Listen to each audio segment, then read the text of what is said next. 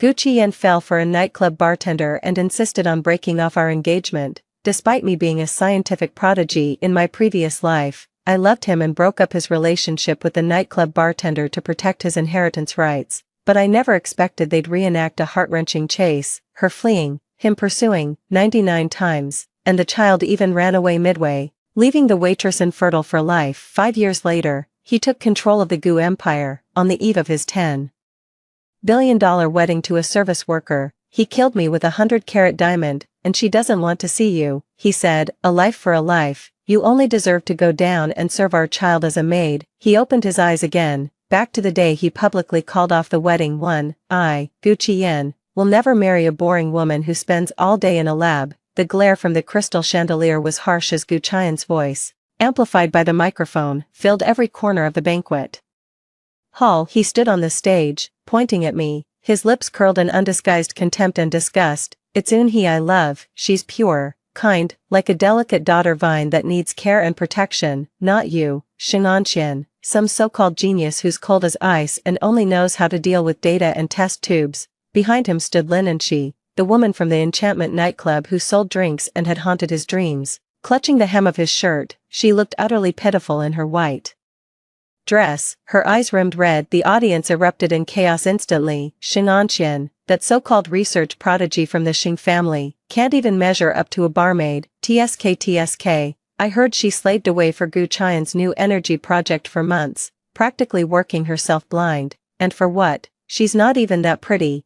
always wearing that sour expression. She's got nothing on Lin Enchi's charm. Men, you know, they all prefer a woman who knows how to play the game. The Xing family's reputation is really in the gutter this time. Countless gazes, filled with pity, disdain, or schadenfreude, pierced through me like needles. I stood there, still clutching the champagne I'd meant to toast our project's success with, my fingertips cold. This scene feels all too familiar. In my previous life, it was right here, under the same gaze, that I begged him not to break off the engagement, pleading for his inheritance, for the honor of the Gu and Xing families, urging him to leave.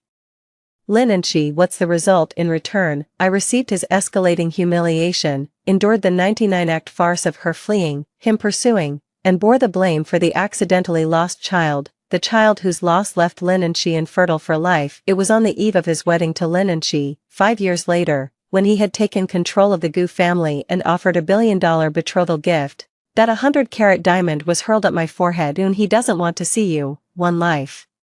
For one life, you deserve to go down and serve our child as a servant. The pain in my temple seemed to return, faint but persistent, along with the cold, unyielding pressure and the crushing despair of life slipping away, etched into my bones.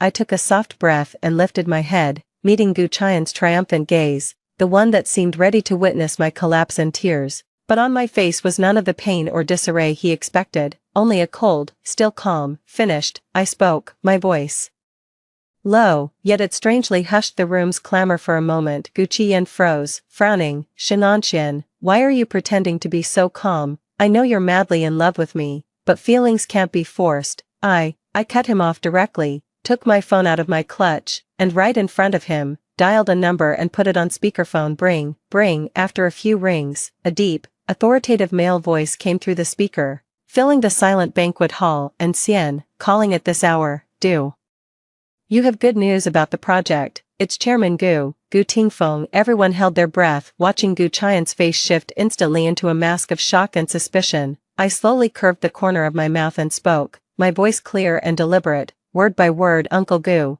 the project was a success, but there's something more important now. Your son, Gu Qian, publicly announced he would marry a nightclub bartender, unilaterally breaking off our engagement, saying he'd rather have that bartender than me, daughter of the Xing family and future wife of the Gu family heir. There was a 2-second silence on the other end of the line, followed by a pressure so heavy it seemed to travel through the airwaves. Where is he? Put him on the phone. Gu Qian's face went pale, and he instinctively lunged forward to grab the phone. I sidestepped, my gaze sweeping over the guests below as their expressions shifted in an instant, from mockery to shock, then to speculation. Then, I dropped the bombshell. That won't be necessary, Uncle Gu, since Gu Qian is so determined to humiliate me and our entire Xing family by choosing a barmaid, I demand a change in the marriage arrangement. I paused, feeling my heart pounding powerfully in my chest. a thrill of triumph from my first act of defiance since being reborn. I agree to the marriage alliance,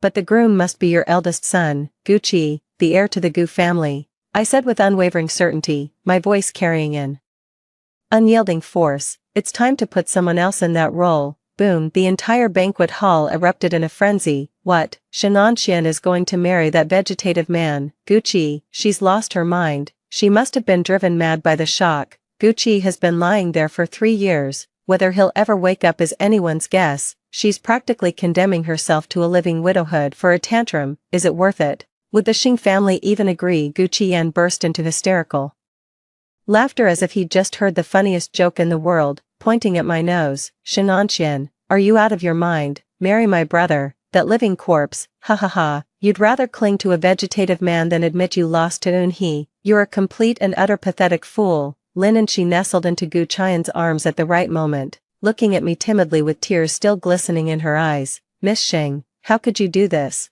Young Master Qi is already so pitiful, how can you still take advantage of him? I stared at the pair of scoundrels, the memory of their insincere pretense in front of me from my past life merging with the present scene, so revolting it nearly made me vomit. On the other end of the line, Gu Tingfeng's voice came again, laced with a barely noticeable caution, and something like a reluctant concession after weighing the options. And Xian, are you sure you know what's going on with Qi? I'm certain. I didn't hesitate for a moment, compared to an heir whose heart belongs to a barmaid, who can't separate personal feelings from business, and who might lead the Gu family into unpredictable risks. A stable alliance, one that secures the full support of the Xing family, is clearly the better choice for the Gu Corporation. Don't you agree, Uncle Gu? I cut straight to the heart of the matter. Gu Tingfeng was a businessman, someone who valued profit and family reputation above all. Gu Qian's actions today had crossed his line. Sure enough, Gu Tingfeng fell silent. This silence is tantamount to consent. Gu Qian's laughter cut off abruptly. He shouted into my phone in disbelief, Dad, you can't listen to her nonsense. She's just trying to get back at me. Shut up. Gu Tingfeng's furious shout came through the microphone. Gu Qian, get back here right now, and bring that shady woman with you. The phone was slammed down. The busy signal buzzed, but it felt like a sharp slap across the faces of Gu Qian and Lin Enshi. Gu Qian's face was deathly pale, his eyes glowering at me with such intensity it felt as if he wanted to devour me whole. Lin Enshi wore a look of sheer terror, clutching Gu Qian's arm tightly as she began to sob quietly. Without another glance in their direction, I walked straight towards the banquet hall entrance. Wherever I passed, the crowd instinctively parted to make way. The gazes that followed me had shifted from initial sympathy and disdain to shock, curiosity, and even a hint of awe. Oh my God, is Shenanxian for real? That's a ruthless move, cutting the problem off at the root. Gu Qian is in big trouble now. Chairman Gu values face above all else. Maybe the Gu family is really about to turn upside down. I stopped at the doorway, my back still turned, and spoke softly, just loud enough to be heard by the silent crowd behind me. Second young Master Gu, don't forget to inform your innocent and kind-hearted little Vine. Get ready, call me sister-in-law. 2. The room fell into a dead silence. Gu Qian snapped out of it and snarled at me. Shenanxian, have you lost your mind? Marry my brother. He's been lying there for 3 years. He's practically a vegetable. Are you really going to condemn yourself to a living widowhood just to get back at me? Lin Enshi tugged at his sleeve, her eyes brimming with tears. Qian, don't be like this. Miss Xing might just be acting on impulse. I couldn't be bothered to watch their little performance any longer, so I turned and walked away. Stop right there. Gu Qian tried to block my path. I turned back, giving him an icy glare. Young Master Gu, if you lay a finger on me again, I can't guarantee you'll be allowed into the Gu Corporation building tomorrow. His hand froze mid-air. I had evidence of his past project misconduct. In my previous life, I was too soft-hearted to use it, but this time, I won't be so lenient. The eyes of the surrounding guests shifted, their expressions changing from amusement to careful calculation. Shenanxian is really coming. Does she have something on Gu Qian? Looks like second young Master Gu has run into a wall. I ignored the gossip and left straight away. The next day, Gu Tingfeng called me personally. Anxian, I've thought about what you said yesterday. Qi, it really hasn't been fair to you, but if you're determined, the Gu family welcomes you. I know exactly what he's planning. The Xing family behind me, and the research project in my hands. Both are too valuable to Gu Group, trading a comatose son for a powerful ally. And a secure inheritance. He's making a killing. I don't feel wronged, Uncle Gu, I said, but I have two conditions. First, after I marry Gu Chi, all his shares and assets will be managed by me. Second, Gu Qian must leave the group's core and be transferred to an overseas branch. No return to the country without explicit summons. There was a brief silence on the other end of the line. Sure, after hanging up, I couldn't help but smile. Gu Tingfeng truly is ruthless, willing to cast aside his own youngest son without a second thought, all for the sake of profit. The news spread, causing a wave of shock and outrage. Gu Qian stormed into my house, his eyes bloodshot. Shenanxian, you're ruthless, you want to exile me, dream on. I sat on the sofa, leisurely flipping through Gucci's medical report. This isn't exile, it's an opportunity for you to fly away with your one true love. What's the matter, not willing? Or perhaps you can't bear to part with the Gu family's wealth and privilege. He was left speechless, his face turning pale then ashen. Lin and she had followed him in, standing behind him. She spoke in a frail voice, Miss Xing, please, let Qian go.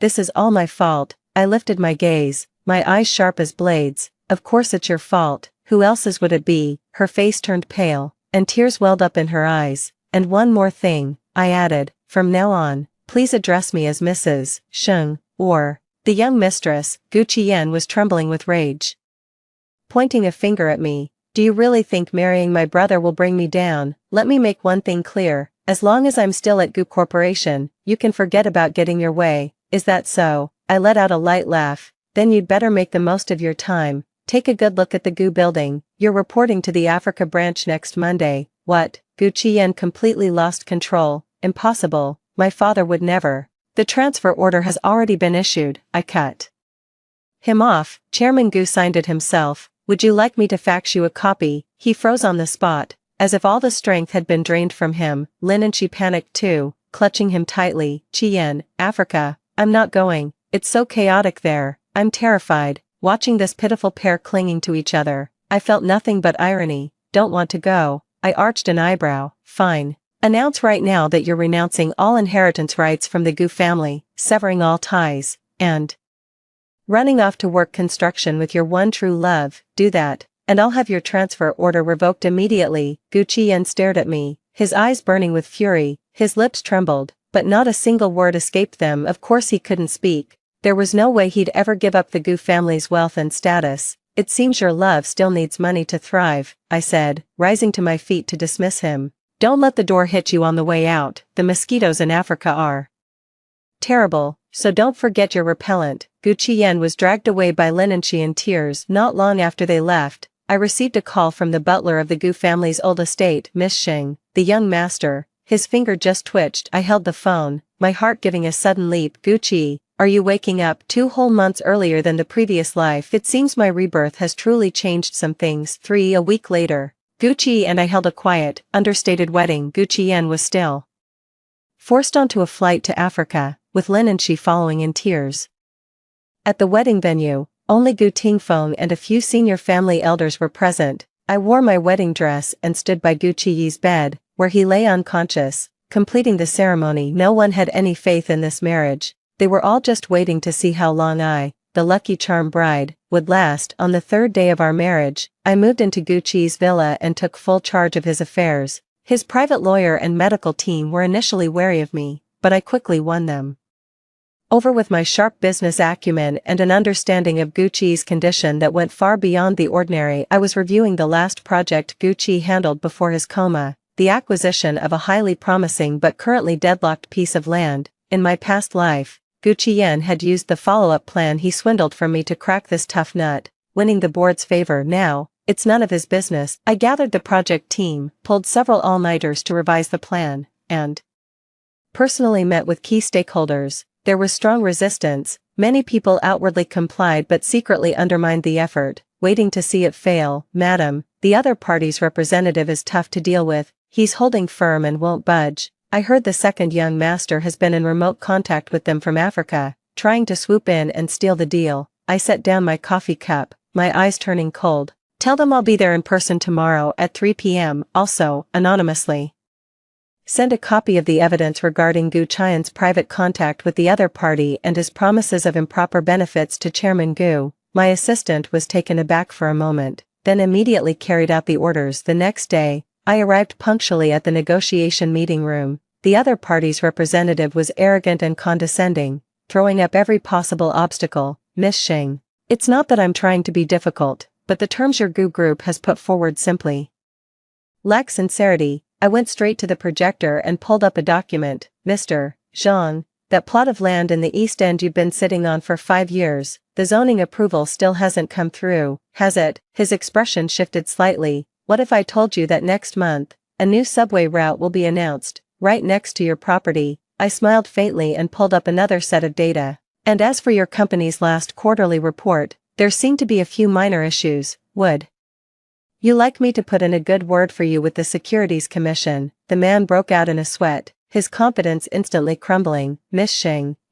what do you mean by this? So here's the deal, either you sign this contract on my terms, and we all walk away happy, or, I dropped the smile, my gaze turning sharp, I guarantee that land of yours will never see the light of day, and your company, well, let's just say you'll have some problems on your hands. Half an hour later, the contract was signed. I walked out of the conference room with the signed documents and received an irate phone call from Gu Tingfeng. That bastard Gu Qian, how dare he pull this stunt behind my back? And Xian, I owe you one this time, just doing my job, Dad, I replied calmly after hanging up the phone. I knew Gu Qian's days in Africa were about to get a lot tougher as news of the project's success spread. Opinions of me within the Gu family began to shift. Who would have thought the young mistress actually had some real skill? She's a far cry better than that second young master who only knows how to party at nightclubs. I turned a deaf ear to everything else. Each day, aside from handling official duties, I would stay by Gucci's bedside,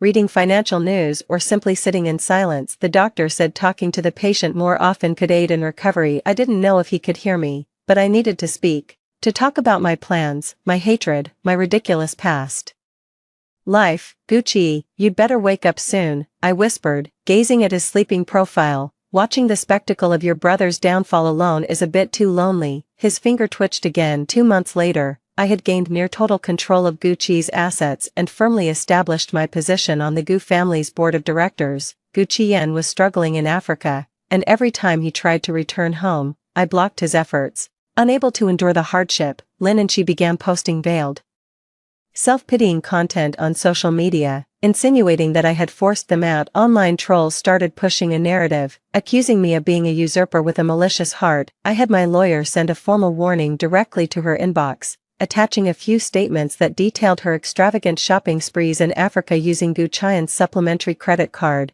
Miss Lin, if you keep spreading nonsense online, the next thing you'll receive in the mail will be a court summons. She instantly fell silent. Just when I thought Gucci would remain unconscious for a while longer, late one night, while I was handling documents in the study, I received a frantic call from the nurse. Madam, the young master.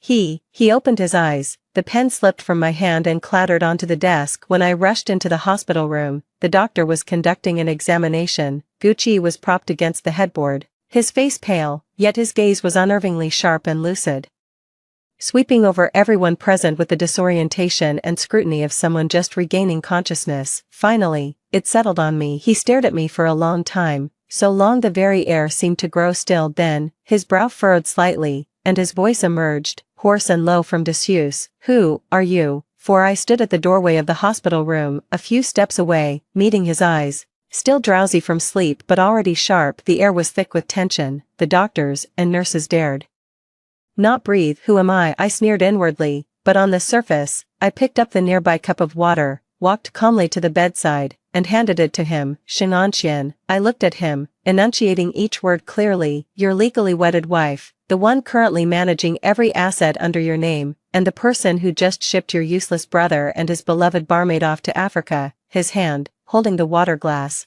froze mid-air. The scrutiny in his eyes shifted instantly to shock, then deepened into a more profound inquiry. Gu Qian was sent to Africa. His voice was hoarse, laced with disbelief. Father signed the transfer order himself, I said flatly, as if commenting on the weather. He humiliated both the Gu and Xing families in front of the entire city's elite by breaking off the engagement for some barmaid. He had to pay a price. Gucci leaned against the headboard, sipping water slowly, but his gaze remained fixed on my face as if trying to see right through me.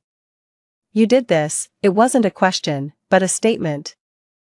The credit really goes to your brother and his touching love story, I said, pulling at the corner of my mouth. I just gave it a little push. He remained silent, the only sound in the hospital room the soft noise of him drinking water. After a long while, he set the cup down. How long was I asleep? 3 years and 4 months, I replied, stating the exact duration. He closed his eyes for a moment. When he opened them again, his gaze was clear and chillingly composed. 5. What's the current status of the company? The East City plot you were focused on before your coma. We secured it. The core data for the new energy project your brother was overseeing is with me. It's currently stalled. A few of the old foxes on the board are getting restless, but we can keep them in check for now, I reported succinctly. All business. A flicker of surprise passed through his eyes. Clearly, he hadn't expected me to know so much about the situation. He began, when the hospital room door burst open. Gu Tingfeng burst in, his face alight with excitement. Qi, you're really awake. What did the doctor say? Father and son meet, a moment that should have been touching, but Gu Qi merely gave a faint nod. Dad, his gaze immediately returned to me,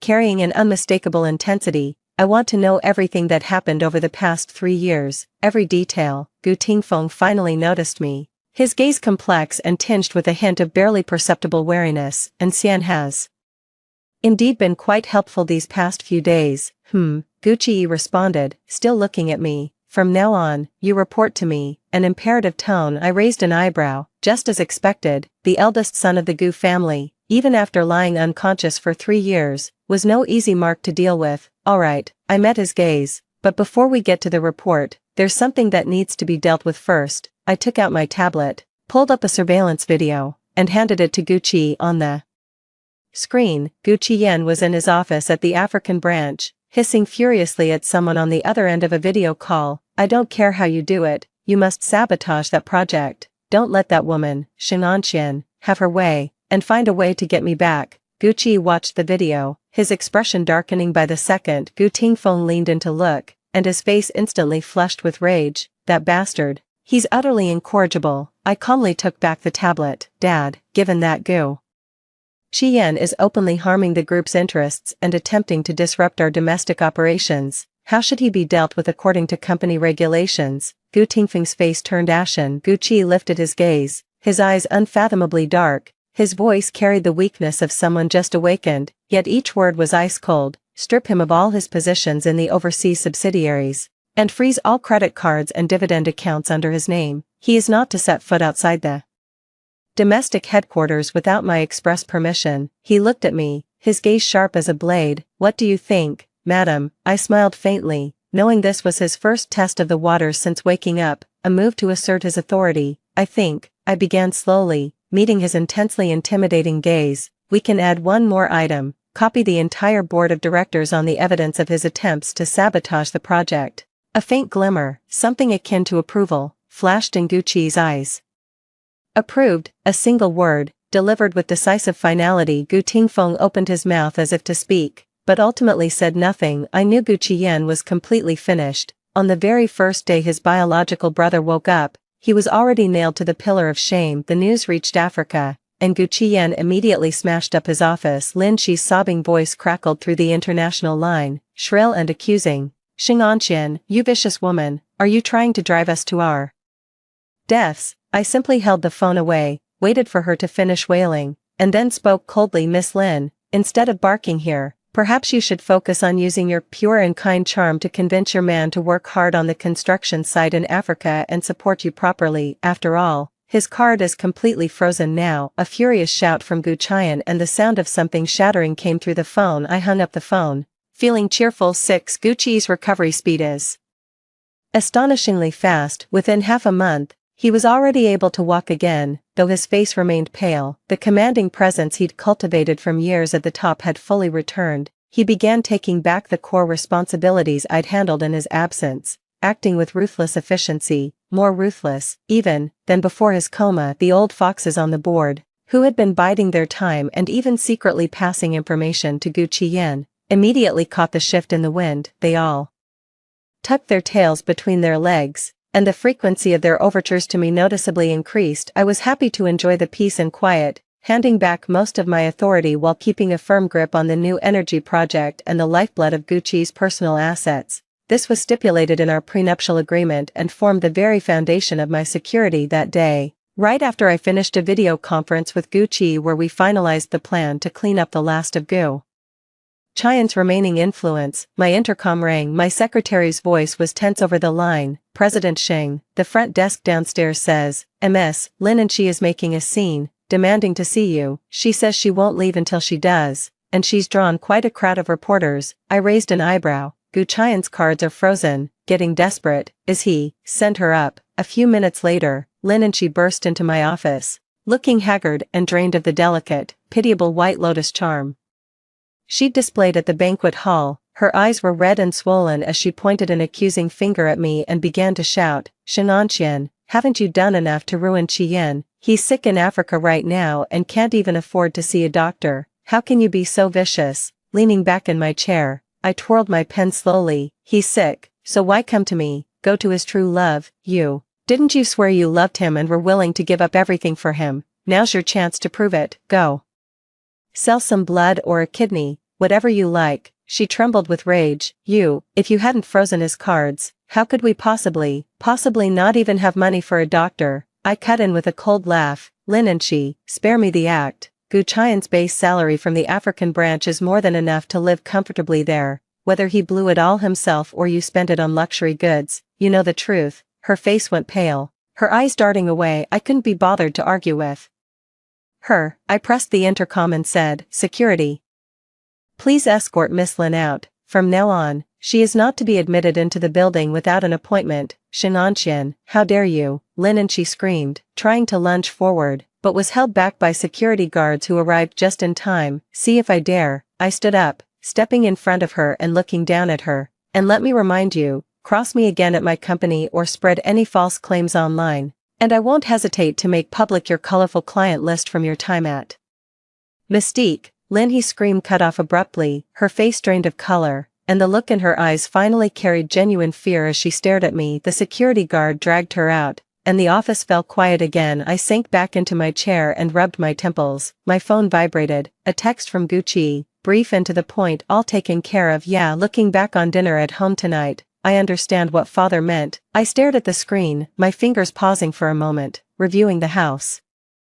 Was Gu Tingfeng trying to mend things, or was he plotting something else? In the evening, Gucci and I returned to the old Gu family residence. The atmosphere was even more unsettling than expected. Gu Tingfeng sat at the head of the table, his expression grim. Seated below him, adorned in glittering jewels and straining to project the air of the lady of the house, was none other than Lu Yuru, Gu Qian's biological mother, the woman who had climbed her way to the top through disgraceful means. The forced smile on her face froze the moment she saw Gucci and me enter, especially when she took in Gucci's normal, unhurried movements and his icy, imposing aura. Chi is awake. What wonderful news, Lu Yuru said flatly, though her eyes held a venomous glint. And Xian is here too. Please, sit. Without so much as a glance in her direction, Gucci pulled out a chair and sat down. I followed suit, taking my seat with composed ease. At the dining table, Lu Yuru began her routine of veiled insults wrapped in superficial praise. And Xian is truly capable. She's kept everything in perfect order,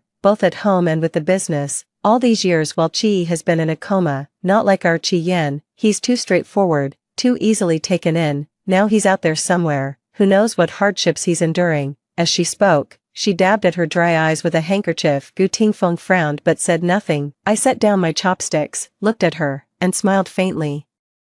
Aunt Lu is right, Gu Qian is indeed easily deceived, but it seems the one who fooled him wasn't some stranger. It was his so-called pure and kind true love, Miss Lin, and she, who was exceptionally close with countless customers while selling drinks at the nightclub. Lu Yuru's face instantly paled. How dare you spout such nonsense? If you don't believe me, Aunt Lu, you're welcome to ask around at Enchante yourself. Miss Lin was the star attraction there back in the day, with quite a roster of intimate patrons. You might even run into a few old friends for a chat. I said it lightly, as if discussing the weather. Lu Yuru's chest heaved with anger as she turned to Gu Tingfeng. Master, look at her. She's trying to drive me and my son to our graves. Gu Tingfeng's face darkened. He slammed his wine glass down heavily. Enough. Can't you even keep quiet during a meal? It was only then that Gucci spoke up, his tone measured and devoid of warmth. "Father, Chian's actions in Africa have severely damaged the group's interests. The board is deeply dissatisfied with him. If Aunt Lou continues to indulge and shield him like this, I'm afraid he won't even be able to hold his position at the subsidiary." Lu Yuru fell silent instantly, staring at Gucci in terror. Gu Tingfeng took a deep breath, clearly stung by the remark. "I know what I'm doing, let's eat." The meal ended in a tense atmosphere. As we walked away, Lu Yuru watched our retreating figures side by side, her gaze filled with such venom it seemed to bleed. Settling into the car, Gucci closed his eyes to rest, then spoke abruptly. "Your methods for dealing with Lu Yuru are far too gentle." I turned my head to look at him. He opened his eyes, a chilling emptiness in their depths. "To kill a snake, you must strike its head. What she cares about most isn't Gucci Yen, it's her status as Mrs. Gu and her life of luxury." I understood his meaning, I just hadn't expected him to be so merciless toward his own stepmother. "Got it," I nodded. "Looks like it's time to give Lu Yuru some real trouble." Gucci closed his eyes again, the corner of his mouth seeming to lift ever so slightly. "If you need help, just say the word." 7. A few days later, I met with the private investigator and slid a stack of documents about Lu Yuru across the table to him. "Focus on her financial transactions over the past 3 years, especially any overseas accounts. Also, dig into her private dealings with those so-called mahjong buddies of hers." The detective understood perfectly and left promptly. Gucci was right. A woman like Lu Yuru, who clawed her way to the top, fears nothing more than losing her money and status. With Gucci Yen out of the picture, she's definitely scrambling to secure an escape route for herself. She can't be clean. Sure enough, within a week, the detective sent over the initial findings. Lu Yuru not only used her status as Mrs. Gu to secretly accept kickbacks, but also funneled large sums of money overseas through underground banks. Even more shocking was that one of her card-playing partners was a pretty boy with a prior conviction for fraud. I'm holding on to this evidence, not rushing to act. I'm waiting for the right moment. That day, the Gu group held its quarterly board meeting. Gucci, having just regained consciousness and swiftly taken control, presided over the proceedings. I attended as the holder of Gucci's proxy voting rights and the project lead for the new energy initiative. Midway through the meeting, as discussion turned to an overseas investment proposal, a director who had always been close to Lu Yuru suddenly launched an attack. You've only just come back to full awareness, so you might not yet grasp the full complexity of this project. I think it would be safer to entrust it to someone with more experience. For instance, we could have Mrs. Lu assist from the sidelines. She has some connections overseas. Gu Chi didn't even lift his eyelids, just tapped his fingertips lightly on the table. I caught on immediately and cut the director off. "Director Lee, when you say experience, are you referring to the experience of Mrs. Lu secretly arranging, through your nephew's company, to pocket 50 million in kickbacks last year?" The entire conference room fell silent in an instant. Director Lee's face went deathly pale. "Shenanxian, that's a vicious slander." Unhurried, I pulled several bank transfer records and contract copies from my folder and had my assistant distribute them to the board members. "This is the paper trail of the kickbacks received by Ms. Lu Yuru. The middleman was none other than your own nephew." "Director Lee, shall I present more detailed evidence, including your nephew's company ledgers, to the supervisory board?" Director Lee broke out in a cold sweat, his lips trembling, unable to utter a single word. The other directors stared at the irrefutable evidence in their hands, their expressions a mix of shock and fear as they looked at me. Gucci finally spoke, his voice utterly calm. "Director Lee is getting on in years. It seems his faculties are failing, making him susceptible to deception. Effective immediately, he is relieved of all his duties within the group and will retire." With that casual remark, a founding elder was cast aside. His gaze swept across the room. "Does anyone else have questions about the project lead, or about my wife's capabilities?" The meeting room was so silent you could hear a pin drop. No one dared to speak up. I knew Gucci was using me to establish his authority, and at the same time, making it clear to everyone that Shenanxian was the one under his protection. After the meeting, I returned to my office, and Gucci followed in. "He's quick on his feet," he remarked. "You're the one who gave the good reminder."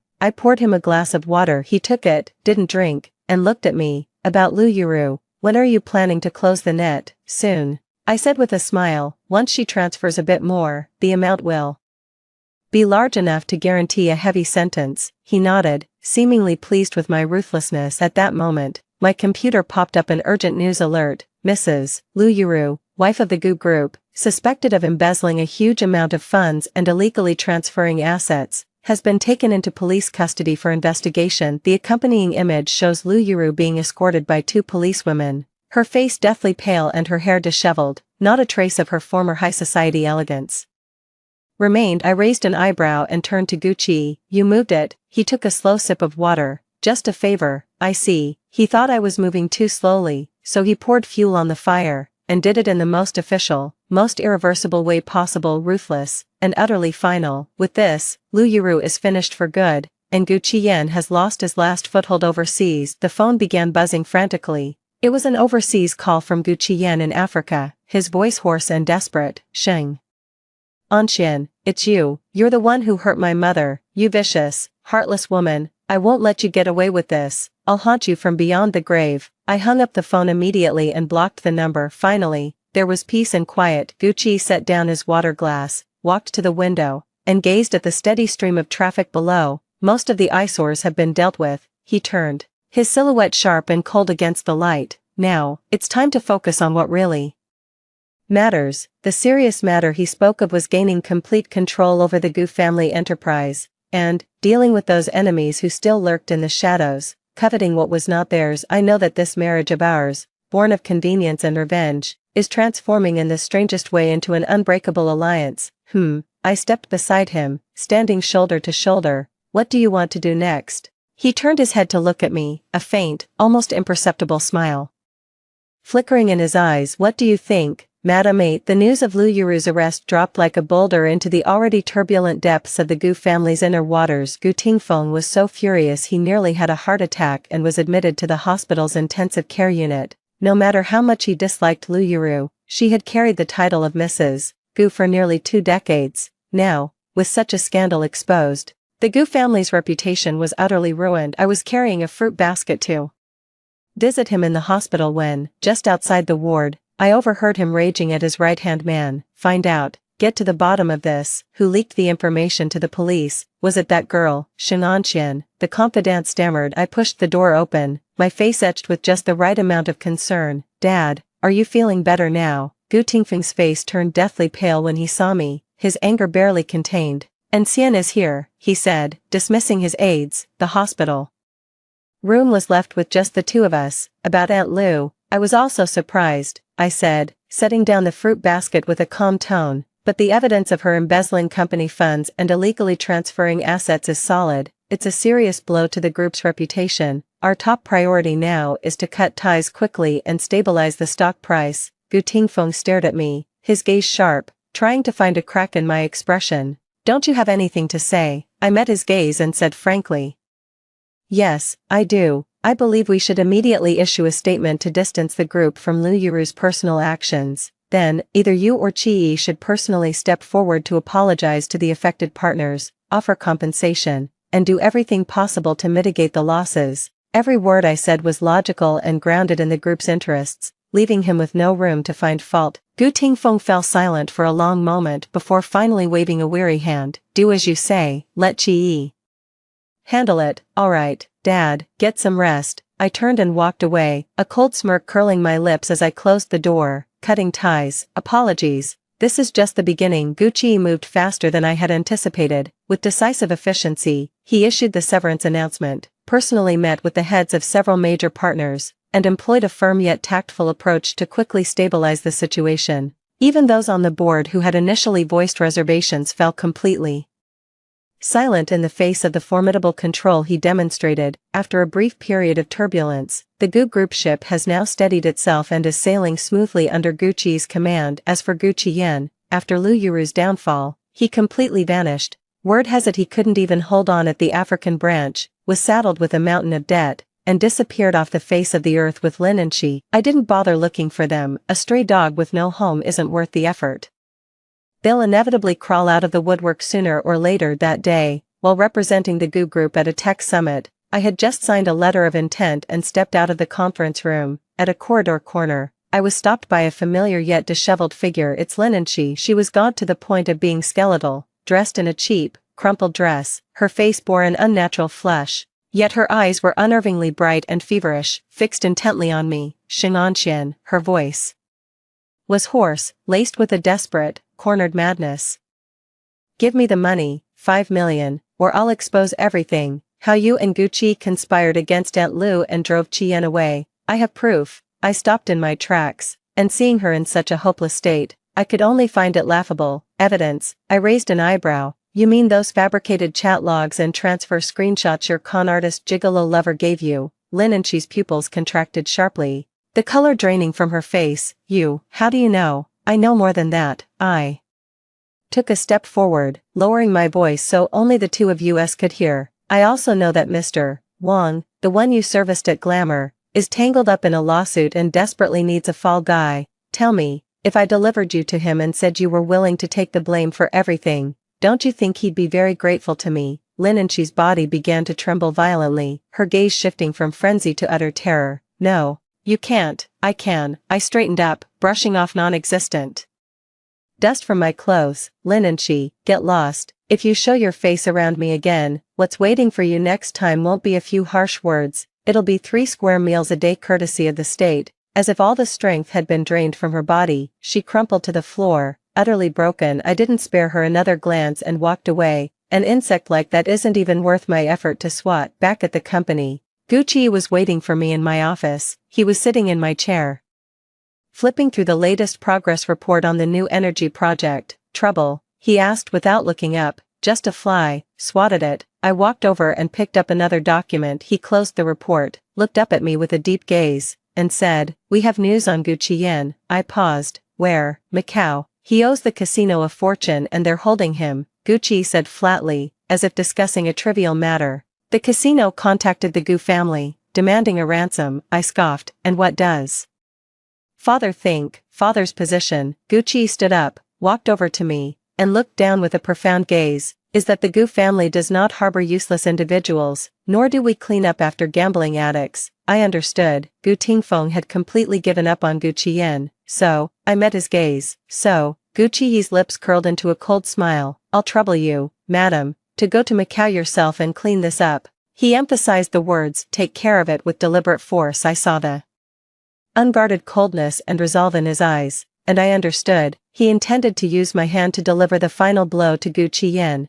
and to sever all of the Gu family's potential troubles for good. Alright, I didn't hesitate for a second. I'll go. That afternoon, I flew into Macau with my lawyer and bodyguards. The casino staff led us into a dimly lit private room. Gu Qian was tied to a chair, his face bruised and swollen, reeking of stale sweat and filth, nowhere near the arrogant demeanor of the former second young master of the Gu family. He saw me, froze for a moment, then as if spotting a lifeline, he struggled and roared, Xing'anqian, it's you, quick, give them the money, get me out of here. I walked up to him, stopped, and gazed at him quietly. Go back, I repeated, my tone airy and detached. Back where? To the Gu family. Gucci Yen nodded eagerly. Yes, back to the Gu family. I'm the second young master of the Gu family. They can't just abandon me. I smiled, bent down, leaned in close, and whispered in a voice only the two of us could hear. Gucci Yen, don't you get it? The Gu family abandoned you a long time ago. Your mother's in prison,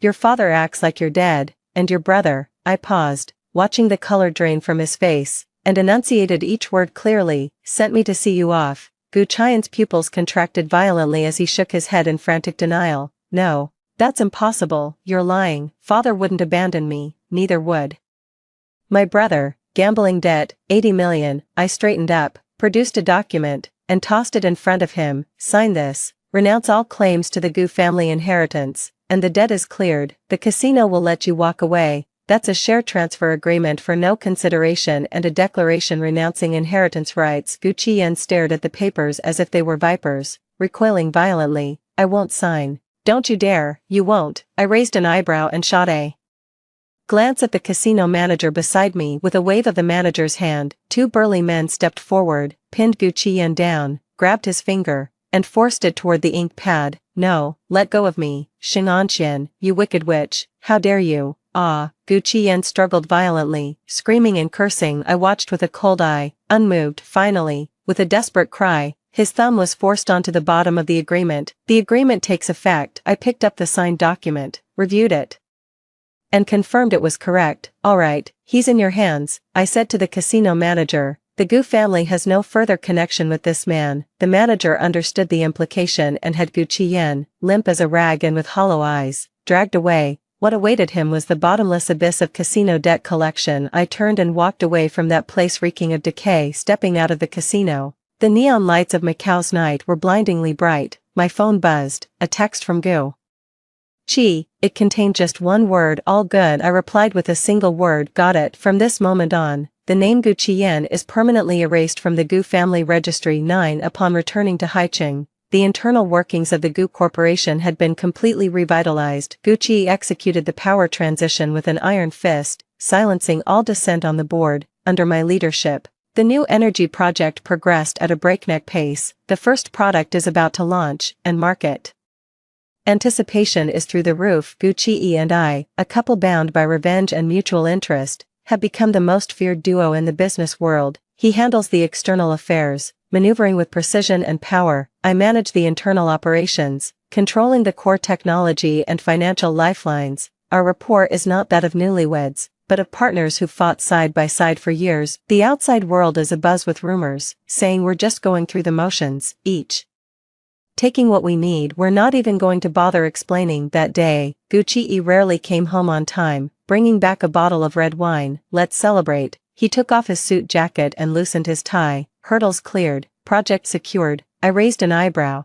taking the glass, celebrating our successful collaboration. He clinked his glass against mine, a glimmer of light in his eyes. "To celebrating. How firmly you've settled into your role as Mrs. Gu." I let out a soft laugh and drained the glass in one go. The wine was rich and full-bodied, with a hint of fruitiness. "I have news about Lin Shi," he said abruptly, swirling my glass. I replied with little concern, "Is she still alive?" "In some small Southeast Asian country. She's fallen ill, has no money for treatment, and is on her last legs," Gu Qi said flatly. "She sent word that she wants to see you one last time, says she has a secret about your parents to tell you." "My parents?" My hand holding the wine glass paused ever so slightly. "My parents died in an accident during an academic expedition years ago. It's always been an old wound the Xing family preferred not to reopen." "How could Lin and she know about it?" "You think it's a trap?" I asked. 99% sure, Gu Qi said, looking at me. "Are you going or not?"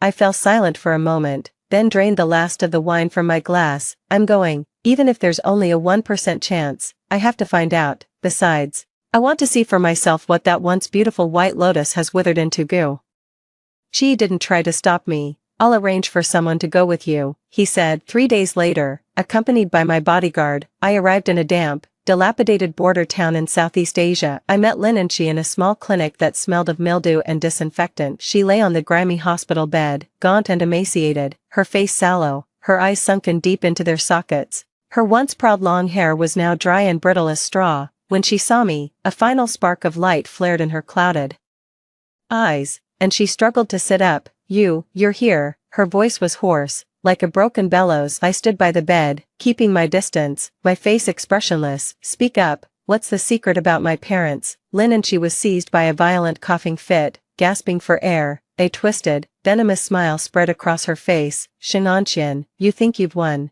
Do you even know your parents back then? Their deaths weren't an accident." My heart plummeted, my nails dug into my palms. "Explain." It was Gu." Her words were halting, her breath faint. "It was Gu Tingfeng. He was afraid your father's research would threaten the Gu Corporation, so." She couldn't finish. Another wave of agonizing coughs racked her body. She suddenly coughed up a mouthful of dark blood, splattering it across the filthy bedsheet. I stared at her intently. "Where's the evidence?" Lin and Shi's eyes began to glaze over, a look of vengeful satisfaction on her face. "Evidence? Long gone. Ha ha ha, Xinganqian. You're just as pitiful. You're helping your enemy build an empire." Her voice grew fainter and fainter until, with a final tilt of her head, her breath ceased entirely. The eyes remained open, frozen with endless resentment and a hint of mockery. I stood frozen, the clinic's foul odor filling my nostrils, Lin Shi's dying words slithering like a venomous snake into my ears. "Gu Tingfeng killed my parents. Is that even possible? Kill for profit." A wave of nausea hit me from the shock. I forced myself to calm down. I couldn't take Lin's words at face value. In her final moments, she just wanted to drag me down with her, to mess with my head. But What if it's true? I took a deep breath, turned, and instructed the bodyguard, take care of it. Then, without a backward glance, he left that disgusting place on the return flight. I gazed at the rolling sea of clouds outside the window, my mind unsettled. If Lin and she is telling the truth, then all the revenge I pursued since Rebirth must be nothing but a joke. Am I really helping the Gu family, the possible killers of my father, against the son of another enemy? Does Gucci know? What role did he play in all of this? The plane touched down,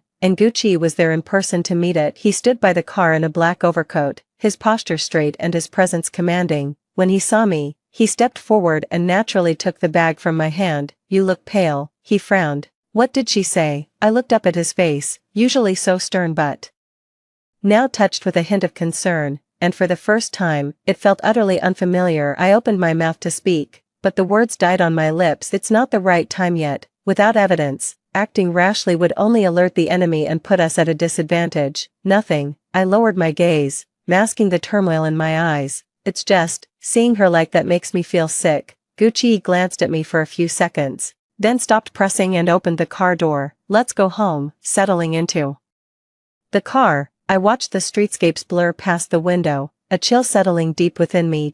Back at the villa, I moved into the private study on the top floor, citing the need for high confidentiality during the project's final phase, and lived and ate there. Gucci didn't say anything, just instructed the servants to deliver meals on schedule. He seemed very busy, often not returning until late at night. An invisible wall seemed to have grown between us. I began to investigate, quietly and without drawing attention. My parents were top-tier materials scientists. Back then, a national-level research project they were leading entered a critical phase that directly competed with the Gu family's core business. Not long after, they met with a fatal accident, a fall from a cliff during a field survey. The official conclusion is equipment failure. I used the Xing family's connections and the access granted by Gucci to secretly retrieve the accident report from that year, along with Gu Group's confidential files from that period. The report was flawlessly written, but in the Gu family archives, a copy of a board meeting minutes marked destroyed caught my attention. It vaguely mentioned the need to handle properly the potential threat posed by the Xing project,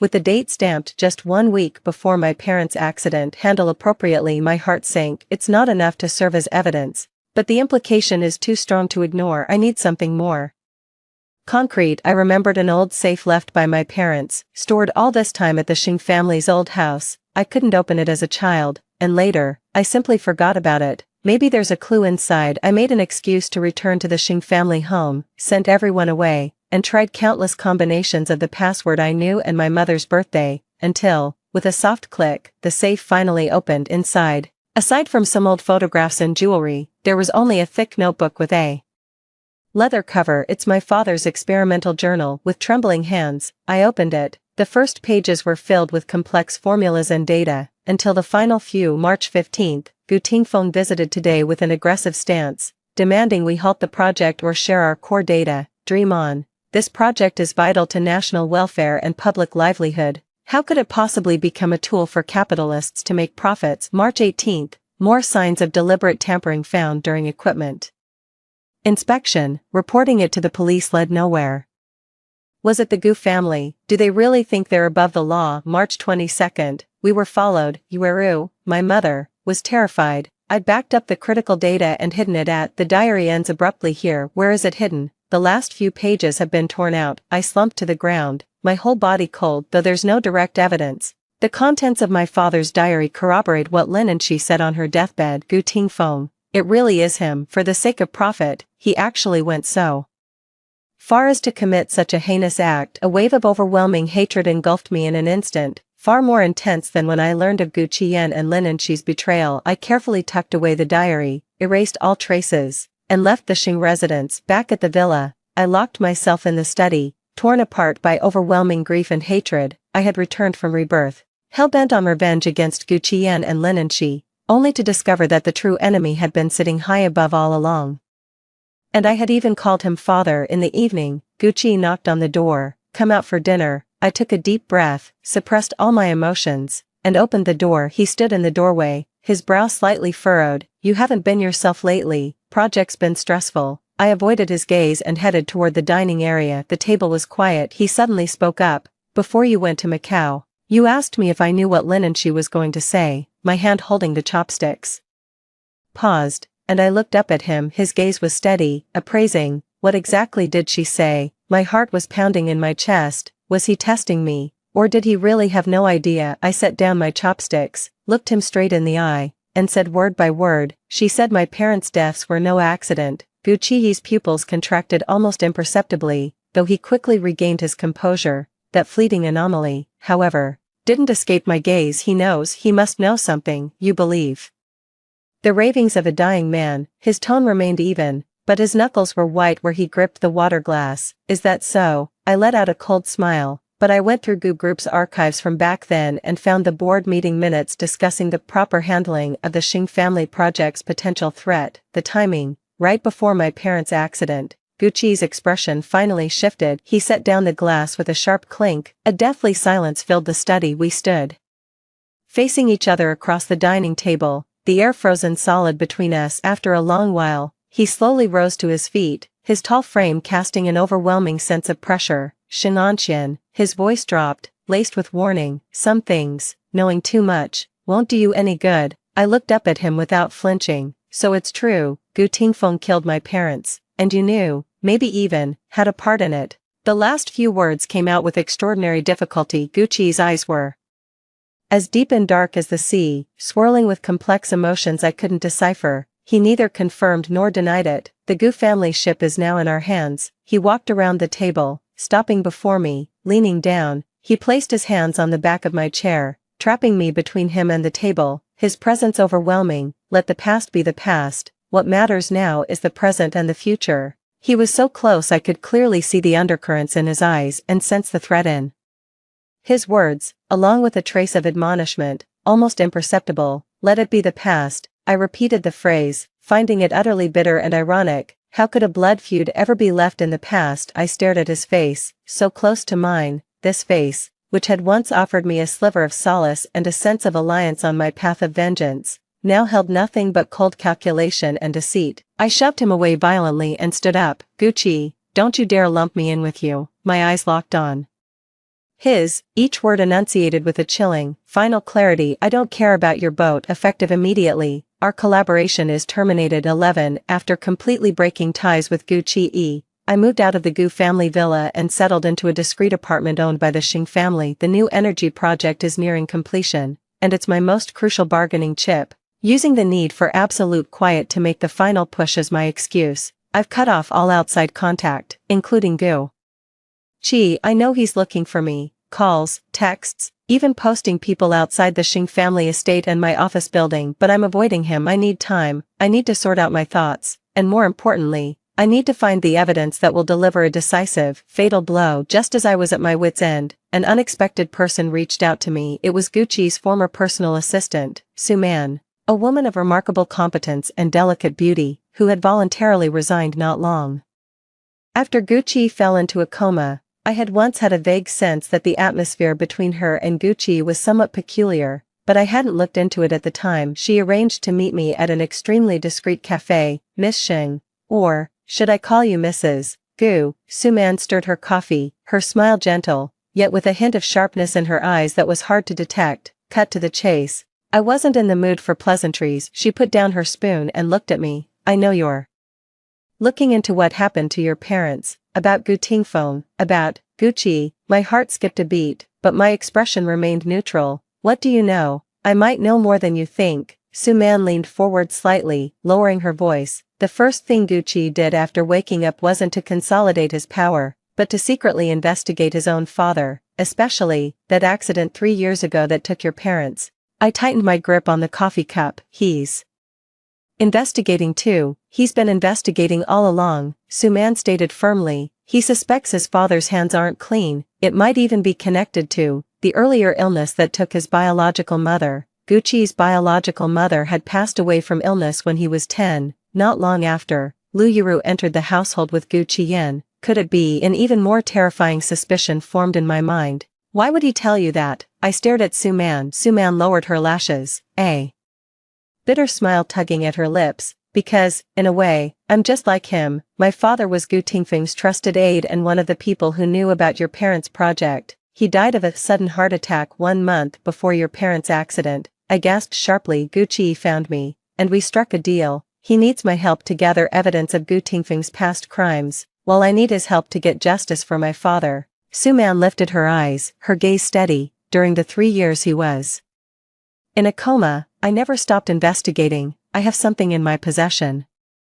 What is it? Some call recordings and bank transfer records that can prove Gu Tingfeng ordered someone to sabotage your parents' exploration equipment and fabricate the accident scene, though not direct. It's enough to draw serious attention from the police and trigger a reinvestigation. Su Man pulled a tiny USB drive from her bag and slid it across the table. Also, Lu Yuru managed to rise to power back then because she poisoned Gu Qi's mother with a slow-acting toxin. The evidence is in there too. I took the cold USB drive, and it felt as heavy as 1,000 pounds. So, Gu Qi approached me, protected me, and even tacitly allowed me to deal with Lu Yuru and Gu Qiyan, not just because of my abilities or the Xing family behind me, but also because we share a common enemy. Was his previous concealment and warning meant to avoid tipping off the enemy, or was it a test for me? Why didn't he tell me himself? I asked. He said you're too clever, and too impulsive. He needs to be sure you're a reliable ally, not a revenge-driven loose cannon who could blow the whole operation. Su Man looked at me. Now, he's leaving the choice to you. Do you trust him, work together to bring down Gu Tingfeng, and get the concrete evidence to clear your parents' names, or do you keep going it alone and risk losing everything? I fell silent. That's a lot to take in. I need some time to process it. If Su Man is telling the truth, then Gu Qi's mind is frighteningly deep. How much of what he shows me is real, and how much is an act? I need to think about it, I said, pocketing the USB drive. Of course. Su Man stood up. But, Miss Xing, time is running short. Gu Tingfeng seems to have caught wind of something. He's been making a lot of moves lately, and, she paused, her tone implying more than she said. I'm not the only collaborator around Gu Qi. Some people might not be too keen on the two of you joining forces. She finished speaking, leaving behind a meaningful glance, then turned and walked away. I sat there, watching the endless stream of traffic outside the window, my mind a tangled mess. Gu Qi, Su Man, Gu Tingfeng, everyone seems to wear a mask, and every word might hide a trap. Is the content on that USB drive real, or just another trap to lure me in? I took out my phone and looked at the unread messages Gu Qi had sent me earlier. Come back, let's talk. My fingertip hovered above the screen, lingering without touching. Do I trust him and take the gamble, or would I rather kill by mistake than let him go? Hatred burned within me, but reason told me that Su Man's words were most likely true. Gu Qi's motive for targeting Gu Tingfeng was strong enough. Finally, I took a deep breath and made my decision. I replied to Gu Qi's text message. See you at the apartment tonight at 8:12. At 8 o'clock in the evening, Gu Qi appeared at my apartment door, right on time. He wore a simple black shirt, his posture ramrod straight, a trace of weariness, almost imperceptible, touched his features, yet his gaze remained sharp, piercing, as if it could see right through a person. Finally decided to see me, he walked in, closing the door behind him with his backhand. His tone gave nothing away, neither pleasure nor anger. I hadn't turned on the main lights, only the floor lamp beside the sofa. Its dim, yellowish glow carved the living room into distinct planes of light and shadow. Su Man came to see me. I got straight to the point. Placing the USB drive on the coffee table, she said, you're investigating Gu Tingfeng, my parents' deaths, and your mother's so-called illness. Gu Qi's gaze fell on the USB drive, his expression unchanged, as if he had anticipated this all along. What else did she say? She said you and I have a common enemy, I said, staring into his eyes, not missing a single flicker of emotion. She also said you have more than one collaborator around you. Gu Qi walked to the opposite side of the sofa. He didn't sit down, but merely looked down at me from his height, the light and shadow carving deep contours across his face. What she said is mostly true, he admitted, with a directness that took me by surprise. Basically, I latched onto that word. I am indeed investigating Gu Tingfeng, and I do need an ally. He paused, his gaze darkening as he looked at me. But Su Man, she's hiding part of the truth. What facts? Regarding her own motives, Gu Qi's voice turned colder. Her father did die because of that project, but he wasn't entirely innocent. He took Gu Tingfeng's money and participated in sabotaging your parents' project in the early stages. It's just that later, Gu Tingfeng silenced him along with the others. My heart gave a violent jolt. Su Man knows this, Her getting close to me was less about cooperation and more about using me to avenge her father. At the same time, she wanted to get her hands on the evidence of her father's bribery that Gu Tingfeng holds, to completely whitewash his name. A cold, mocking smile curled at the corner of Guqi's mouth. She never told you, did she, that her father was the one Gu Tingfeng first bribed to tamper with your parents' equipment? A chill shot up my spine. Suman, she was hiding such deep, calculated intentions all along. What about you? I suppressed the storm raging in my chest and stared him down. How much have you been hiding from me? And who exactly is this so-called more than one collaborator of yours? Guqi fell silent for a moment, as if weighing his options. Just then, his phone rang at an inopportune moment. He glanced at the caller ID, his brow furrowing almost imperceptibly, and hung up without answering. But then, my phone rang too. It was an unknown number. A sense of foreboding gripped me. I pressed the answer button, and a young man's voice, deliberately hushed and choked with tears, came through. Is this Miss Xinganqian? Please, you have to save my mother. I'm Guqi's son. My mother is by way. Gu Tingfeng. Gu Tingfeng is trying to silence us. Guqi's son. My head snapped up as I looked at Guqi. He had clearly heard the call too. His face instantly turned ashen, and a flicker of something I'd never seen before flashed in his eyes. Panic. Where are you? I steadied my nerves and asked into the phone. We're at the abandoned chemical plant in the western suburbs. They're going to find us, please. The line went dead with a sharp click, leaving only the dial tone. A deathly silence fell over the living room. I put down the phone, looked at Guqi, and asked, enunciating every word, Guqi, you'd better start explaining, who is by way, and what's all this about a son? Guqi closed his eyes. When he opened them again, his gaze was filled with a cold, resolute determination. By way, was my college girlfriend, he said in a low voice. A faint rasp barely audible. After we broke up, she found out she was pregnant and gave birth. She kept away from the Gu family, raising the child alone. Does Gu Tingfeng not know they exist? I pressed further. Didn't know before. Guqi's eyes darkened, but recently, he might have found out. He's afraid the existence of this illegitimate son will affect my value, jeopardize his marriage alliance with the Xing family. So, he wants to silence me for good. I looked at him, and a wave of bitter irony washed over me. So that's how it is. No wonder he kept me at arm's length before. No wonder he tacitly approved of everything I did. No wonder Suman said he had more than one partner by his side. His protection of me, while partly due to our shared goal of dealing with Gu Tingfeng, was more likely a ploy to use the Xing family's influence and my status as Mrs. Gu to keep Gu Tingfeng in check, all to buy time and space for the woman and child he truly cares about. And I, Xinganqian, the so-called research prodigy, the so-called queen of revenge, was nothing more than a conveniently useful pawn on his chessboard from the very beginning, or perhaps, even a human shield. A crushing wave of humiliation and betrayal nearly drowned me, leaving me more suffocated than when I first learned the truth about my parents' deaths. I looked at him and suddenly let out a low laugh, the sound filled with bleakness and self-mockery. Guqi, you really know how to play your cards right. I rose to my feet, walked to him, and looked up at his cold, handsome face. Use me to draw Gu Tingfeng's fire, protecting you and your white moonlight's illegitimate child. Once we take down Gu Tingfeng, you'll kick me aside and reunite with your old love and her family. I raised my hand and jabbed my finger hard against his chest, my fingertip icy cold. What do you take me for? Guqi grabbed my wrist, his grip firm, his gaze complicated. Xinganqian, it's not what you think. Then what is it? I wrenched my hand free and took a step back, my eyes turning completely cold, as if frosted over. Guqi, I'm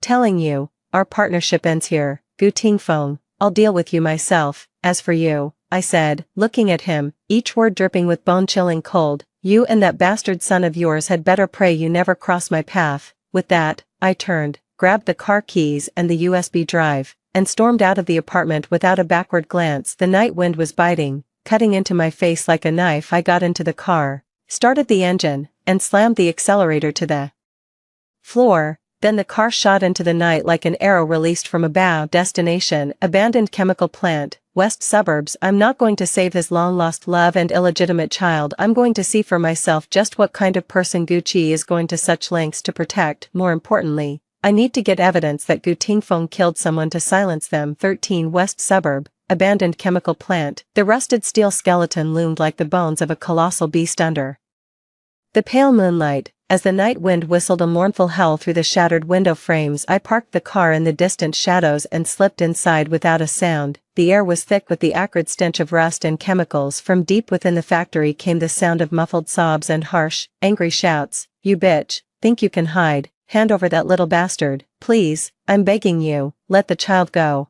He has nothing to do with the Gu family," came a woman's trembling plea. Following the sound, I hid behind a pile of discarded machinery and got a clear view of what was happening inside. A plainly dressed woman, her face pale yet still bearing traces of former delicacy, shielded a boy of about 7 or 8, the terrified child, his own face drained of color, clutched desperately at the hem of his mother's garment. Across from them stood 3 men in black suits, their faces menacing, each holding a club. "He's one of Gu Tingfeng's men, doesn't matter, being Gu Chi spawn is the original sin," the lead man sneered. "The boss said to clean this up, leave no one alive." He raised the club, poised to bring it crashing down on the woman. Now I burst from the shadows, simultaneously hitting the record button on my phone, and shouted, "Stop, I've already called the police." The men were startled by my sudden appearance, freezing in their tracks. Seizing the moment of their shock, I grabbed the woman named Bai Wei and the child, growling, "Run, Bai Wei!" Reacted instantly, scooping up the child and bolting after me. "Damn it, there's another woman, get them," came a furious roar from behind, followed by the sound of pursuing footsteps. The chemical plant's terrain was complex, and we sprinted desperately, using abandoned equipment and shadows for cover. Bullets whizzed past our ears, striking the metal frames and sending sparks flying. I pulled Bai Wei behind a large reactor tank, temporarily shielding us from the pursuer's view. Bai Wei was gasping for breath, the child in her arms whimpering softly. She looked up at me, her eyes filled with terror and a flicker of gratitude. You're Miss Sheng, shut up." I coldly cut her off, not interested in hearing her mention Gu Chi's name. I quickly checked my phone, making sure the conversation and the threat had been clearly recorded. "This is the smoking gun that proves Gu Tingfeng hired a killer." Just then, the screech of tires and the sounds of an even more chaotic scuffle erupted from outside, punctuated by screams. "Gu Chi is here, he moves fast." I signaled for Bai Wei and the child to stay hidden,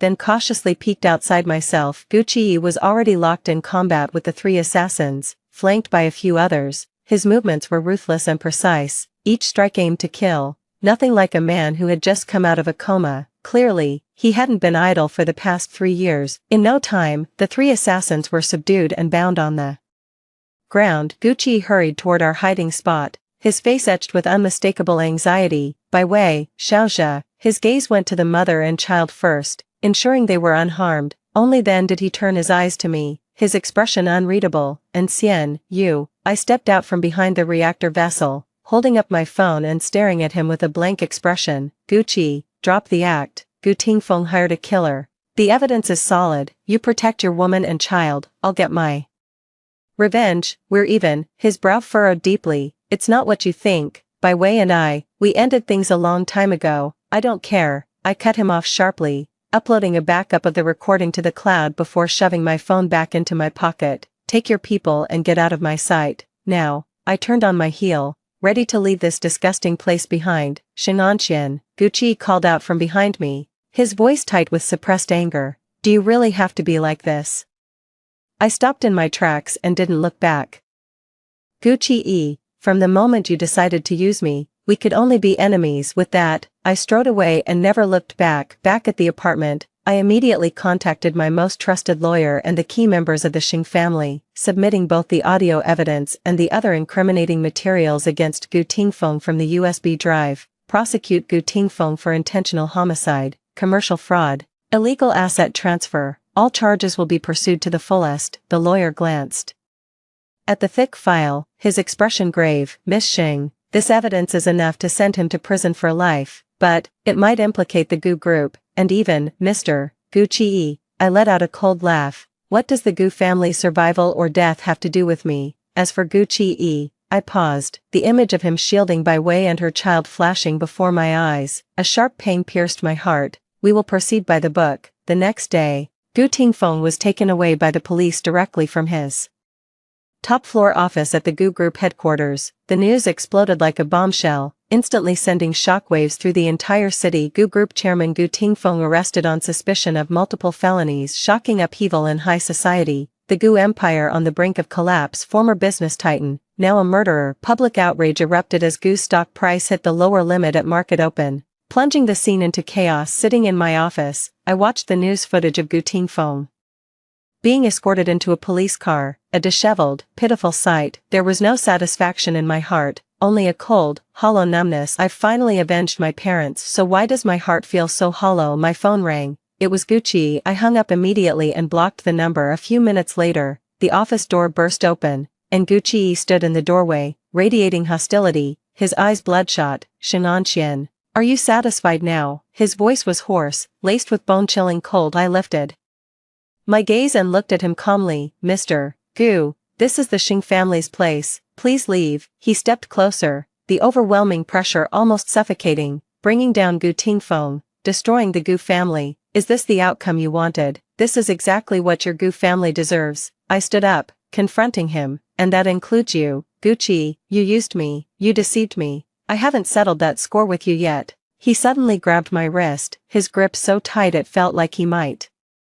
crush the bones. "I never meant to hurt you, let go." I struggled with all my might, but couldn't break free. "Gu Tingfeng has fallen, the Gu Corporation is finished. What's next?" He closed in on me, his breath hot on my face. "Are you coming for me and Xiaozhe next? Won't you spare even us?" Xiaozhe, the name of that illegitimate child. I watched the unhidden protectiveness in his eyes, and the last faint, foolish flicker of emotion in my heart finally died out. "That depends on whether you're in my way," I said coldly. Gucci stared at me intently, his gaze as if he wanted to strip me bare, skin by skin. After a long silence, he suddenly smiled, a cold, cruel expression. "Fine, very well, Shenanxian, since that's how it is, don't blame me for what comes next." He abruptly let go of me, turned on his heel, and strode away. I watched his back disappear through the doorway, then slowly sank back into the chair, a chill spreading through my entire body. I knew it then, there was no going back for Gucci and me. What followed would be a fight to the death. Unbeknownst to me, shortly after Gucci left, a piece of negative news about me quietly climbed the trending charts. Shocking, the mastermind behind the Gu family's collapse is the Xing family heiress,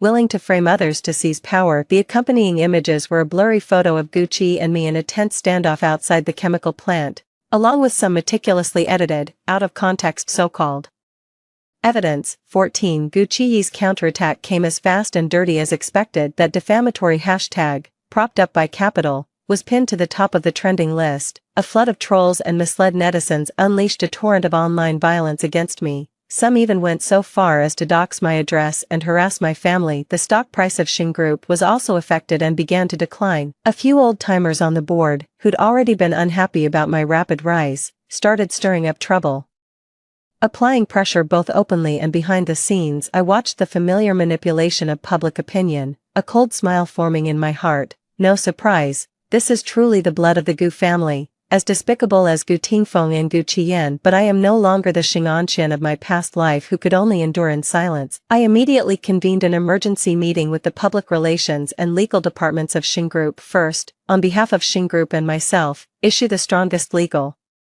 notice to sue all rumor-mongering marketing accounts and masterminds behind online trolls. I've already had the tech team compile a complete list. No one will be left out. Second, contact all our partner media outlets, release the official details of Gu Tingfeng's arrest, along with some of the evidence of his years of illegal operations, tax evasion, and even ties to organized crime. Let's muddy the waters. Third, I said, turning to the head of the technical department, release the care package I had you prepare earlier, use an anonymous IP, and stagger the release, split it into batches over time. The head of the technical department understood perfectly and gave a firm nod. After the meeting ended, I sat alone in my office, staring out at the gray, overcast sky. My phone buzzed on the desk, messages from unknown numbers, filled with insults. I deleted and blocked them one by one, my expression unreadable. "Gucci, you think you can crush me with public opinion? Let's see whose hand is stronger." That afternoon, public opinion began to shift subtly. First, several highly influential state media outlets reposted the police notice regarding Gu Tingfeng's alleged involvement in multiple serious crimes, solidifying his guilt. Shortly after, a wave of damaging leaks began circulating online,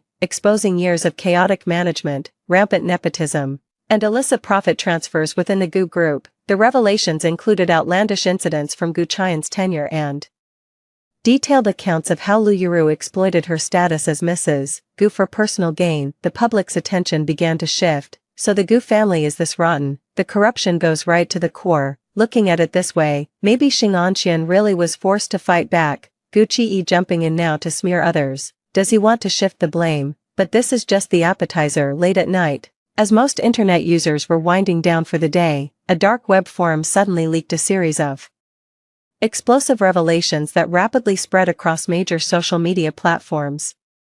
First, Gu Qi's love child confirmed, the truth about Mother Bai Wei revealed. Far from a pure innocent, she's a scheming woman who used tricks to get into his bed. Includes photos of Bai Wei frequenting nightclubs in her youth and being intimate with various men, along with chat logs showing her privately contacting paparazzi in an attempt to expose the child's identity and demand a huge hush money payment. Article 2. Did Gu Qi collude with his stepmother Lu Yuru? Is his 3-year coma real or fake? An in-depth exposé of the Gu family eldest son's power grab. This piece meticulously analyzes the timeline of Gu Qi's actions after waking up, strongly implying a pre-existing alliance with Lu Yuru. It even suggests he might have faked his coma to eliminate Gu Tingfeng and Gu Qiyan in one fell swoop and seize the Gu Empire for himself, while lacking direct evidence. The analysis is compelling and highly inflammatory. Article 3. The devoted husband's true face. Gu Qi's secret offshore accounts exposed, mysterious flow of massive funds revealed. This post published details of several offshore accounts linked to Gu Qi, along with records of substantial money transfers. The timing, coinciding with his awakening, is highly suggestive. The detonation of these 3 bombshells sent the entire internet into a frenzy. Oh my god, this is information overload. Gu Qi is no saint either. Bastard, schemer, and you're moving assets. The whole family, from the oldest to the youngest, is rotten to the core. So Xing Anqian is actually the biggest victim, tricked and manipulated into marriage by this father-son duo. No wonder she fought back. Anyone would snap under that pressure. Public opinion has flipped in an instant. Those who once attacked me the hardest are now the most sympathetic and supportive. The dirty water Gu Qi tried to throw at me came back tenfold, even 100-fold. I watched the comments scroll by on the screen, then closed the laptop.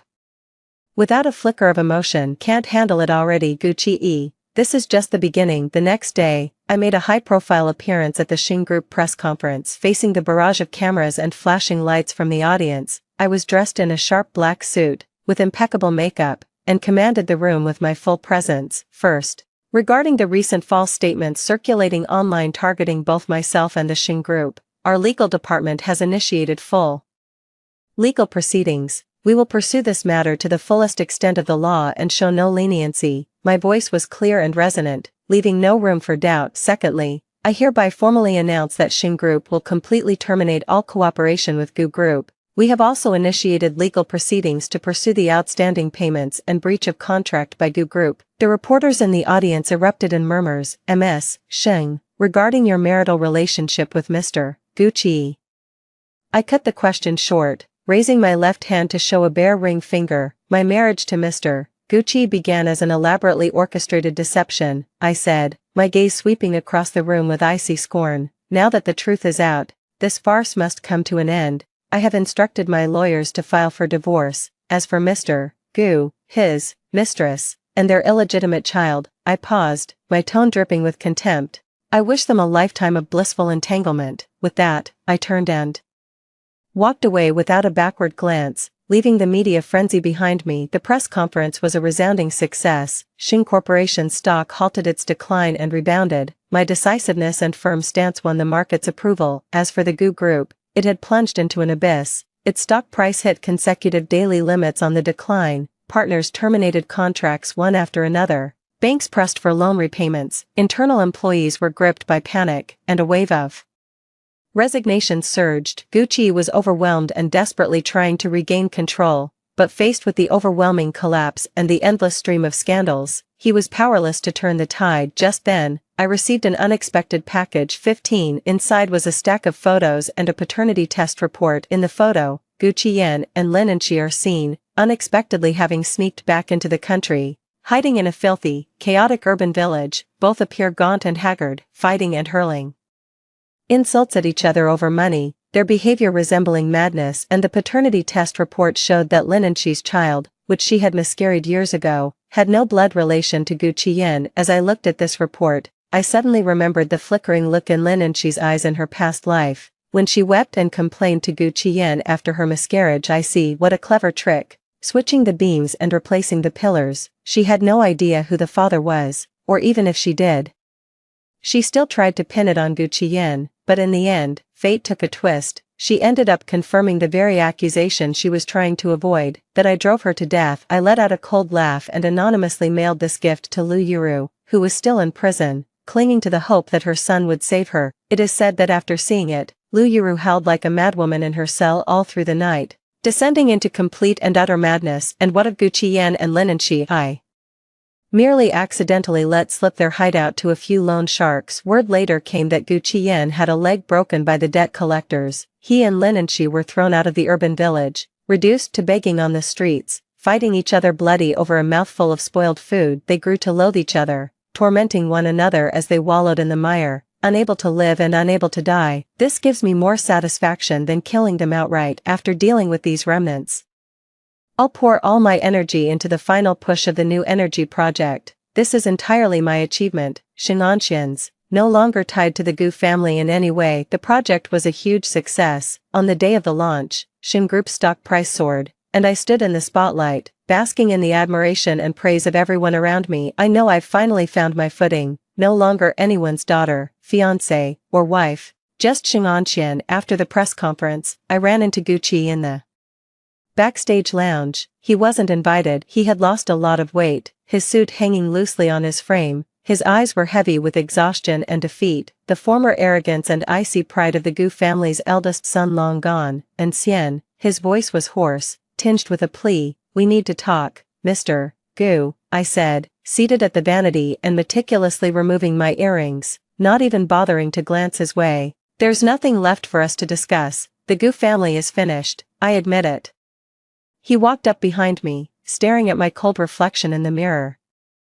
"I'm the one who wronged you. I used you, I kept things from you, but my feelings for Bai Wei died long ago, and I had no idea about Xiaozhe's existence until recently. Everything I did was to protect the child. He's innocent, after all, innocent." I let out a scornful laugh, finally meeting his eyes through the mirror. "Gu Qi, spare me the pathetic act. Your entire Gu family is rotten to the core. Gu Tingfeng is a murderer, Lu Yuru a poisoner, Gu Qiyan a vicious fool, and you." I stood up, turned around to face him directly, my gaze sharp as an ice blade. "You're selfish, ruthless, and will stop at nothing to get what you want. You'd even scheme with your own marriage. What's the fundamental difference between you and that scumbag father of yours? You come to me with this now only because you've lost, because you have nothing left, hoping to find some last shred of comfort or capital for a comeback in me." I took a step closer, my tone cutting and cruel. "Let me tell you, Gu Qi, you don't deserve it." His face turned deathly pale, his lips trembling, as if my merciless words had lacerated him from head to toe. I truly," he attempted to protest. "Truly what?" I cut him off, my eyes brimming with disgust. "Truly had feelings for me. Don't say such nauseating things. Your sincerity is worth even less than your father's money or your brother's brains." I picked up my handbag and prepared to leave. "Xinganxian," he roared behind me, his voice thick with a final, desperate bitterness, "must you be so utterly heartless?" I stopped in my tracks, slowly turned around, and stared at his bloodshot eyes, feeling utterly absurd, callous. I repeated the word, as if hearing the biggest joke in the world. "Gu Qi, you dare talk to me about feelings? Do you even deserve it?" He took a step forward, trying to seize my arm, his voice edged with a near-obsessive urgency. "Yes, I used you. I kept things from you, but we were married. Do you really think any other man would dare take you after me? Xinganxian, your reputation precedes you, ruthless and cunning. What respectable family would ever bring a woman like you into their home?" I looked at him, at that deep-seated arrogance and prejudice of feudal patriarchy in his eyes,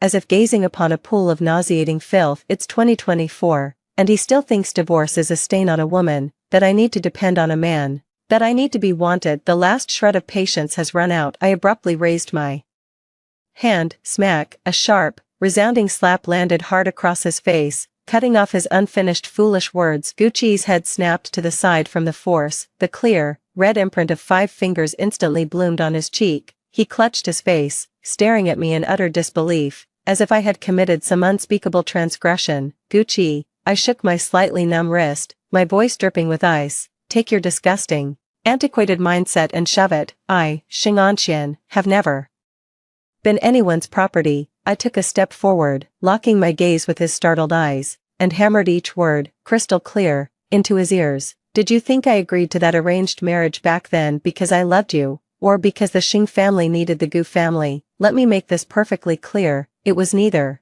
If it weren't for leveraging the Gu family's influence to bring down Gu Tingfeng faster and uncover the truth about my parents, do you honestly think you're rotten to the core? Clan is worthy of being associated with the name Xing'anqian. Marriage, I scoffed, my eyes filled with utter contempt and disgust. That was never anything but a burden to me, a tool, certainly not something I ever desired. Now, the tool has served its purpose, it's time to discard the burden. Gucci froze on the spot, his face flushing red, then paling, then turning ashen. He stared at me as if seeing me for the first time, his eyes wide with profound shock and a kind of bewildered disillusionment, as if his entire world had just crumbled. The absurd beliefs he clung to, about marriage and the value of women, were utterly shattered by my words, leaving no trace of his last shred of dignity. His lips trembled, but not a single word could escape them. Watching him in this utterly dejected state, I felt not a flicker of sympathy, only complete and utter disgust. Gucci, don't ever show your face in front of me again. The very sight of you makes me sick. 16 later, I heard that Gucci's life took a turn for the worse. The Gu family's business went into bankruptcy and liquidation, leaving him saddled with a mountain of debt. The once high and mighty young master of the Gu family was forced to sell off everything of value he had, including the cherished old house left by his mother, just to plug a fraction of the financial hole. He tried to stage a comeback, reaching out to all his old buddies from the glory days, but when the tree falls, the monkeys scatter. When the wall crumbles, everyone gives it a push. No one wanted to touch his mess, and certainly no one dared risk offending me or the now powerful Xing family to help him. He had to start from the very bottom, taking jobs at small companies or picking up odd freelance projects. But accustomed to giving orders, his innate arrogance and that out-of-place aristocratic air caused him to hit a wall at every turn. With his notorious reputation, fraudulent marriages, exploiting women, ruthless behavior, and an illegitimate child he keeps hidden, any family with even a hint of social standing avoids him like the plague. The society ladies who once flocked to him now regard him as a venomous snake or a savage beast. Once, at a small industry gathering, someone spotted him trying to strike up a conversation with a Miss Liu, whose family was in the building materials business. Miss Liu had once been one of Gucci's most ardent admirers, but at that moment, Miss Liu merely glanced at him with disdain, as if afraid of being tainted by something unclean. Quickly stepping back 2 paces and taking her companion's arm, her voice neither too loud nor too soft, just loud enough for those nearby to hear. TSK, if it isn't Mr. Gu, what? Not off chasing your white moonlight and your kid, but here in a place like this? How hilarious. You were crushed by a bastard and a stepmother as a kid, and you still don't learn. Doing something like this again, deserved, really. A muffled snicker rippled through the crowd. Gucci's face turned ashen, his fists clenched so tightly his knuckles went white, yet he couldn't utter a single word in rebuttal. In the end, under the gaze of the crowd, a mix of pity and contempt, he made a humiliating exit. This kind of thing has happened more than once. Later, I heard he'd moved to a cramped urban village, squeezed into a dilapidated tenement building with the kind of people he once wouldn't have given a second glance. He was scrambling to make ends meet every day, his hair turning gray prematurely. He looked a good decade older than his actual age. His illegitimate son, Xiaoxia, fell ill in those squalid conditions. With no money for proper treatment, the illness took root and became chronic. Unable to bear the hardship, Bai Wei one night took what little savings Gucci had left and ran off with another man, never to return. This left Gucci behind with a sickly son who harbored nothing but resentment for him. Both of them left to flounder in the mire. The man who once schemed to control everything, believing he held all the cards, ended up utterly alone and destitute, stripped of even his most basic dignity. He became the very kind of person he himself had always looked down upon. After that, I rarely heard any news of him. Perhaps he was eking out a living in obscurity in some forgotten corner, or perhaps, well, who cares? Occasionally, When I see reports about the Xing family or myself in the financial news, I might even have a fleeting moment of recollection, remembering that such a person once existed, but that's all there is to it. He has long been left far behind, reduced to a minor, even somewhat sordid footnote in my brilliant life. It's not even worth mentioning. End of text. Story 2. The last time I was kicked out of the car by Song Wang, I knew that it was all over between him and me. I wasn't as sad as I had imagined. In fact, I was even a bit relieved. I chose the blind date partner arranged by my family and prepared to study abroad in Germany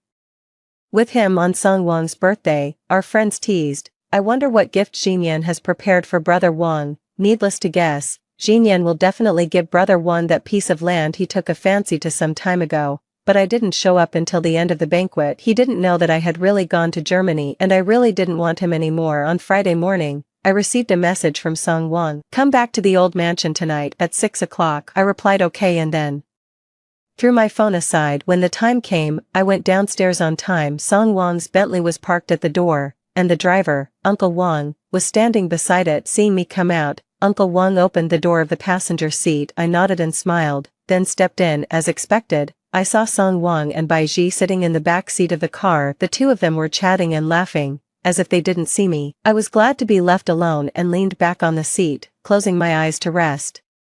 After a while, Bai Ji seemed to notice that there was an extra person in the front passenger seat. She said in a soft voice, "Sister Xinyan, I'm sorry, did we disturb you?" In the past, I would definitely have retorted something like, "If you know you're disturbing me, why don't you shut up?" Or, "Who do you think you are? You don't even deserve to talk to me." But this time, I didn't. I shook my head and said calmly, "No, you can go on." Bai Ji was stunned for a moment, and then said, "It's all because A Wang was talking to me that I didn't notice Sister Xinyan. Sister Xinyan won't be angry with me, will you?" As she spoke, Bai Ji stuck out her tongue playfully and then hugged Song Wang's arm. "Ah Wang, please say something nice to sister. It's the first time Ah Ji is meeting Grandpa today. We can't make Grandpa angry. Don't be afraid, Ah Ji," Song Wang said indulgently, and then a comforting kiss landed on her side face. When he turned to look at me, his eyes were cold, as if there was a hint of warning. "Xinyan won't be angry, right?" Although it wasn't the first time that Song Wang had questioned me because of Bai Ji, my heart still ached uncontrollably. In his heart,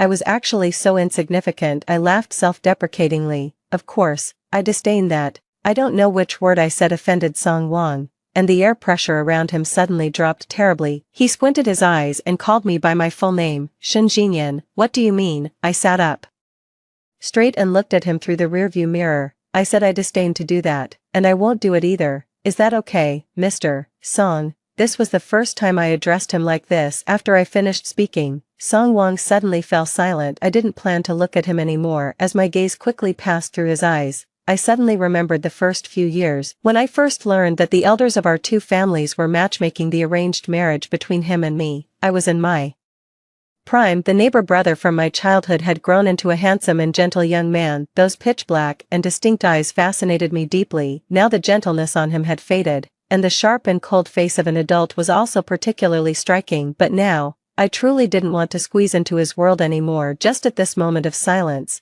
Bai Ji suddenly sobbed, "It's all my fault. I made Sister Xinyan angry. I heard from Ah Wang that he and sister were going to the old mansion. I remembered that I was alone, so I asked Ah Wang to take me with him. It's all my fault." She bit her lip and looked at Song Wang with a wronged expression, with a teardrop still hanging from the corner of her eye. "Sister, don't be angry. Ah Ji won't go." As she spoke, she was about to unbuckle her seat belt, but because she was crying and flustered, she couldn't unbuckle it for a while. Song Wang hugged the fidgeting Bai Ji, held her hand, and comforted her in his arms for a long time. Finally, Bai Ji fell asleep in his arms after crying herself out. When he raised his head again, the tenderness on his face turned into coldness when he faced me. "You and I both know that the arranged marriage set by the elders in the family doesn't count. You are nothing in front of Ah Ji. I'll say it one last time, I don't like you. The only person I like is Bai Ji." I knew he liked her. It was such an obvious preference. Who in this circle didn't know? Remembering Song Wang's words, "If it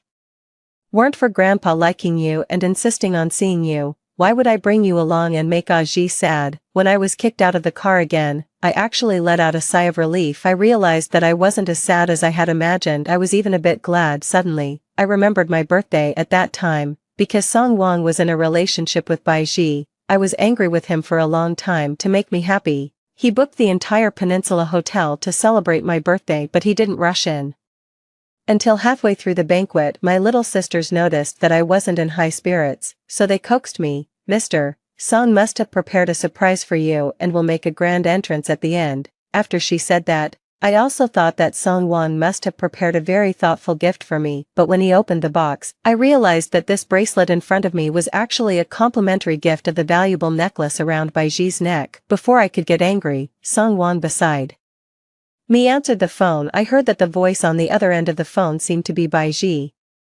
"Ah Wong, did you not close the door properly when you went out just now? There seems to be some noise in the living room." "I'm alone." Baiji's voice still had a hint of a tremor, as if a kitten was acting coquettishly. My pores instantly stood on end, but Song Wong fell for it. He chuckled and said, "Be good, I'm celebrating a friend's birthday, don't make a fuss." As soon as he finished speaking, I heard a scream, followed by a crackling and inexplicable sound. The smile on Song Wong's face faded, and he turned to look at me. "Jinyan, you can continue to have fun with your friends here, I'll go back and check on Baiji." After saying that, without waiting for me to try to persuade him to stay, he hurried away from the crowd. I don't know what possessed me at that time, but I chased after Song Wong and ran out, but I only managed to see the rear of the car speeding away. Later, I squatted by the roadside alone for a long time, for so long that it started to rain, for so long that the darkness turned white. Suddenly, I sat down on the ground, and my legs were numb and aching. I finally understood. Secret love has always been a chaotic battle for one person, the young man who had once made my heart flutter in my youth. Finally, his figure was slowly erased at this moment. "Shen Jinyan." I raised my head and saw a pair of long legs walking towards me. My gaze moved up and landed on the man's peerless and extraordinary face. He was indeed much more handsome than in the photo. In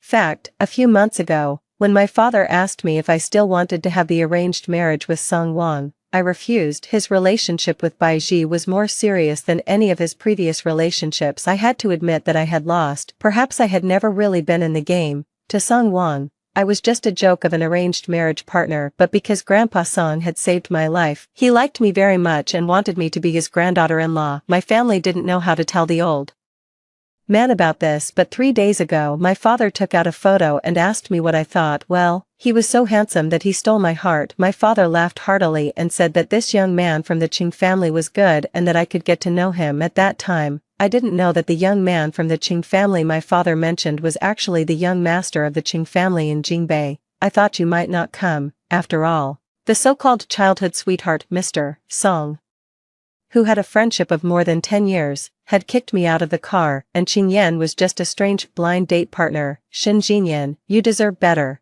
Don't underestimate yourself." The man's eyes were too sincere. If I didn't know that we hadn't known each other before, I might have thought he liked me. I smiled, opened the car door, and got in. Just as I was about to reach out to fasten my seat belt, the man's breath suddenly wafted into my nose. I almost forgot to breathe watching his slender fingers pull out the seat belt. His long arms seemed to encircle me in his arms. Suddenly, my heart started pounding. I didn't know where to look for a moment. After the car started, Qing Yan's gentle voice sounded, "Miss Shen should haven't had dinner yet. I wonder if I have the honor to invite Jinyan to have dinner with me." Actually, I generally don't have dinner with someone I've only met once, but this time I said, "Sure." After that day, I didn't contact Song Wong anymore. Baiji started to frequently update the daily life of her relationship with Song Wong on Douyin. At first, only one of Song Wong's hands was shown, then half of his shoulder, and then his side face. Finally, Song Wong showed his whole face and kissed her, officially announcing their relationship. This video became a trending topic. Some netizens questioned Song Wong's identity. As a result,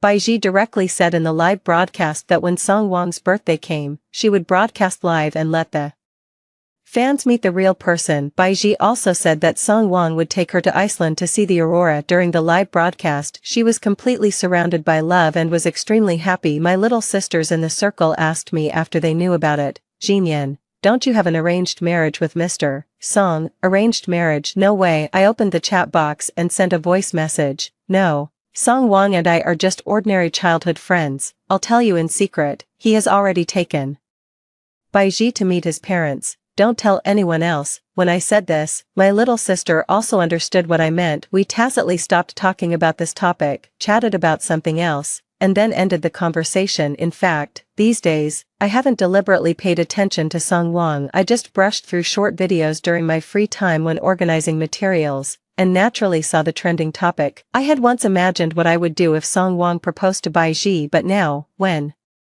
I saw these things, I only felt a sense of emotion. I wasn't sad, I wasn't unable to accept it, and I didn't feel like I couldn't go on living. The message notification sounded. I picked up the phone on the table and saw that the blind date partner had sent me a message. I smiled involuntarily and tapped the keyboard with my fingers. I'm already ready. Okay, see you tomorrow. The next day, Qing Yan accompanied me to the school to go through the procedures needed for studying abroad. He walked with me on campus, and we were like a couple who had just started dating. I told him some things about the school, and he would say a few words when listening. When I talked about something funny, he would also laugh with me. With Qing Yan, I felt a long-lost sense of ease. I'm going back to the dormitory to pack some things. Do you want to go back first? I regretted it as soon as I said it, but I was too embarrassed to ask him to wait for me. However, Qing Yan smiled and ruffled my hair. It's okay, go and pack. I'll wait for you downstairs. My heart started pounding again. I ran into the building with a red face. When climbing the stairs, I unconsciously touched the place where his hand had been and suddenly laughed out loud. I didn't have many things in the dormitory, and soon I went out carrying a bag. Thank you for waiting for me. Let's go. I'll treat you to the spicy hot pot at the back door of the school. Okay. Qing Yan skillfully took the bag from my hand. When he took a step, I caught up with him unexpectedly. I bumped into Suzuki, who was about to send his girlfriend back to the dormitory. I was quite familiar with Suzuki. He was one of Song Wang's many brothers. He always teased me for following Song Wang around like a little housekeeper. At this time, his gaze landed on Qing Yan and me, and he asked with a hint of doubt, Qing Yan, who is this? The arranged marriage relationship between Qing Yan and me hadn't been revealed yet. To reduce unnecessary trouble, I pretended to smile shyly and said, this is the errand boy I hired. It was obvious to anyone that I was talking nonsense. Suzuki didn't know what he had thought of. He frowned and looked at me, his tone very serious. Qing Yan, it's good that you've figured it out. After thinking it over, Suzuki still called Song Wang. He and Song Wang had been brothers for more than 10 years. Seeing Qing Yan appear by Song Wang's side, although Song Wang always said that he was annoyed by this girl from the arranged marriage, he acquiesced to Qing Yan's every appearance. He always felt that Song Wang had feelings for Qing Yan, but he was just confused now. As an outsider, he could still see things somewhat clearly. Well, it was up to him to take action. Otherwise, if this matter got messed up, there would be plenty of people who would regret it. Brother, are you busy recently? You and Qing Yan. Before Suzuki could finish speaking, he was interrupted by Song Wang. Su-er, you seem to be quite free recently. Did that girl Qing Yan ask you to be a lobbyist? Song Wang knew that Qing Yan hadn't contacted him recently because she was angry with him. She was annoyed that he had put all his thoughts on Bai Ji, but this time, Qing Yan had grown some backbone and had endured not disturbing him for so long. However, a little girl was still a little girl. She had used her brain this time. She had learned to find a lobbyist. No, it's not. I saw Qing Yan with a boy today. Song Wang sneered and said indifferently, come on. Don't I know Qing Yan? She will only revolve around me. What boy? You're starting to make up lies with her as a lobbyist. You have time to play with little girls, but I don't. You tell her that if she uses such means to attract my attention again, it won't just be half a month of ignoring her. Saying this, he sneered again. It seems that I've been too indulgent to her. Alright, I still need to discuss the birthday party with Bai Ji later. Don't call me again on Qing Yan's behalf. Suzuki scratched his hair irritably. Why was his brother so difficult to communicate with today on Song Wang's birthday? Qing Yan and I had already boarded the plane to Germany. I didn't tell anyone else about studying abroad in Germany, and there was no need to tell Song Wang either among the school leaders. After all, Song Wang and Bai Ji were deeply in love, and no one would bring this up to upset him. Early that morning, I went out wearing a woolen coat. The driver of Qing Yan's family saw me and quickly ran over to take the suitcase from my hand. Opening the car door, Qing Yan was sitting in the back seat in casual clothes, holding a delicate lunchbox in his arms. When he saw me, he smiled. Qing Yan, come in quickly. I brought your favorite breakfast. The man had a delicate face, with his eyelashes drooping, looking like a cute big dog. He was kind of cute. I suddenly remembered that Song Wang used to treat me so considerately too, but now I shook my head, stepped into the car, and unceremoniously took the lunchbox from his arms. Looking at the man who seemed to be waiting for praise, I smiled with my eyes curving. Thank you, young Master Chin, for the breakfast. In the early morning when it was still dark, the black luxury car sped away in the twilight. In the first-class cabin I followed behind Qing Yan, and my gaze accidentally swept over his buttocks. Well, are all men's but so perky also. His legs were really long. I don't know why some inappropriate thoughts suddenly popped up in my head. While my thoughts were wandering, I tripped over my own feet with my left foot and landed right in his arms. When our eyes met, I felt inexplicably embarrassed. Although our two families had already decided on the arranged marriage and we were in a relationship as an engaged couple, but after all, we didn't know each other very well yet. Even though this person gave me a good impression, and even though he looked like a big dog when he lowered his eyes, but it really seemed like I was throwing myself at him. Really, doesn't anyone want me to act in a couple of TV drama episodes? I think I'm really good at it. Although I had been following Song Wang around for several years, I really didn't want Qing Yan to think that I was a frivolous person. If nothing unexpected happened, he and I were going to spend our whole lives together. Even if we couldn't fall in love, I still hoped that we could respect each other in the future. I really wanted to leave him a good impression, so I quickly got out of his arms and said apologetically, I'm not like this usually. Really? Qing Yan clenched his fists and coughed awkwardly twice. Well, the journey is long. Do you want to take a rest? I nodded and sat down in my seat, then pretended to be very busy looking for a blanket. Seriously, who booked a double bed? The person beside me seemed to laugh softly. Then I saw a pair of big hands with distinct knuckles cover me with the blanket. I didn't dare to look into his eyes and stammered, thank you, thank you. To avoid the awkwardness, I directly closed my eyes and started pretending to be asleep. I woke up during the journey to have a meal, and then I went back to sleep. When I woke up again, I realized that I had actually fallen asleep leaning against Qing Yan. As soon as I opened my eyes, there was a handsome face in front of me. What I could see was a sexy Adam's apple, the man's angular jaw, the perky nasal bone, and his tightly closed eyes. My goodness, was this developing too fast? Also, my neck seemed to hurt a bit. I reached out and stroked the man's thin eyelids, but I didn't expect to disturb his sleep. Qing Yan opened his eyes and looked at me with a dazed expression. I really didn't know what to say. I had clearly sworn before that I wasn't like that usually, but it didn't take long for me to be caught red-handed. I was so embarrassed that I wished I could just disappear. Contrary to what I expected, there was no embarrassment. Qing Yan seemed not fully awake. He just squinted his eyes and adjusted the blanket, then hugged me with both hands and fell asleep again. In fact, before getting on the plane, I had received a call from Bai Ji. I didn't want to answer it at first, but I still pressed the answer button. Shen Jinyan, you won't come to Wang's birthday, will you? A girl shouldn't be so shameless, don't you think? Since he doesn't like you, you shouldn't keep clinging to him like a piece of gum, right? I used to be easily provoked by Bai Ji's words like these. Then when Song Wang saw it, she would speak in a coquettish and insincere way, making Song Wang dislike me again and again. But this time, I pressed the record button as soon as I answered the call. Then I chuckled. Who said I won't go? Just wait. When the party started, Bai Ji began to feel anxious and uneasy. She had told her fans that she would start a live broadcast to let them meet Song Wang when it was his birthday, but at the thought of Shen Jinyan coming, if Shen Jinyan brought up her arranged marriage with Song Wang during her live broadcast, she would slap herself. She really regretted making that call. Her original intention was to embarrass Shen Jinyan and make her not come. Who knew it would have the opposite effect? She bit her lip with a worried expression. Song Wang also noticed that Bai Ji was in a bad mood and asked gently, what's wrong? Are you not feeling well? Bai Ji curved her lips and forced a smile. No, it's just that I told my fans before that I would start a live broadcast when it's your birthday, but now I think it might not be appropriate. Song Wang put his arm around her shoulder and patted it comfortingly. It is a bit inappropriate, but later when you start the live broadcast, I can show my face for a while. Come on, cheer up. There are so many people here. Bai Ji looked up at Song Wang and then lowered her head again. Wang, actually I'm scared. What if Sister Jinyan mentioned your arranged marriage on the internet? What should I do then? Why are you bringing this up too? Song Wang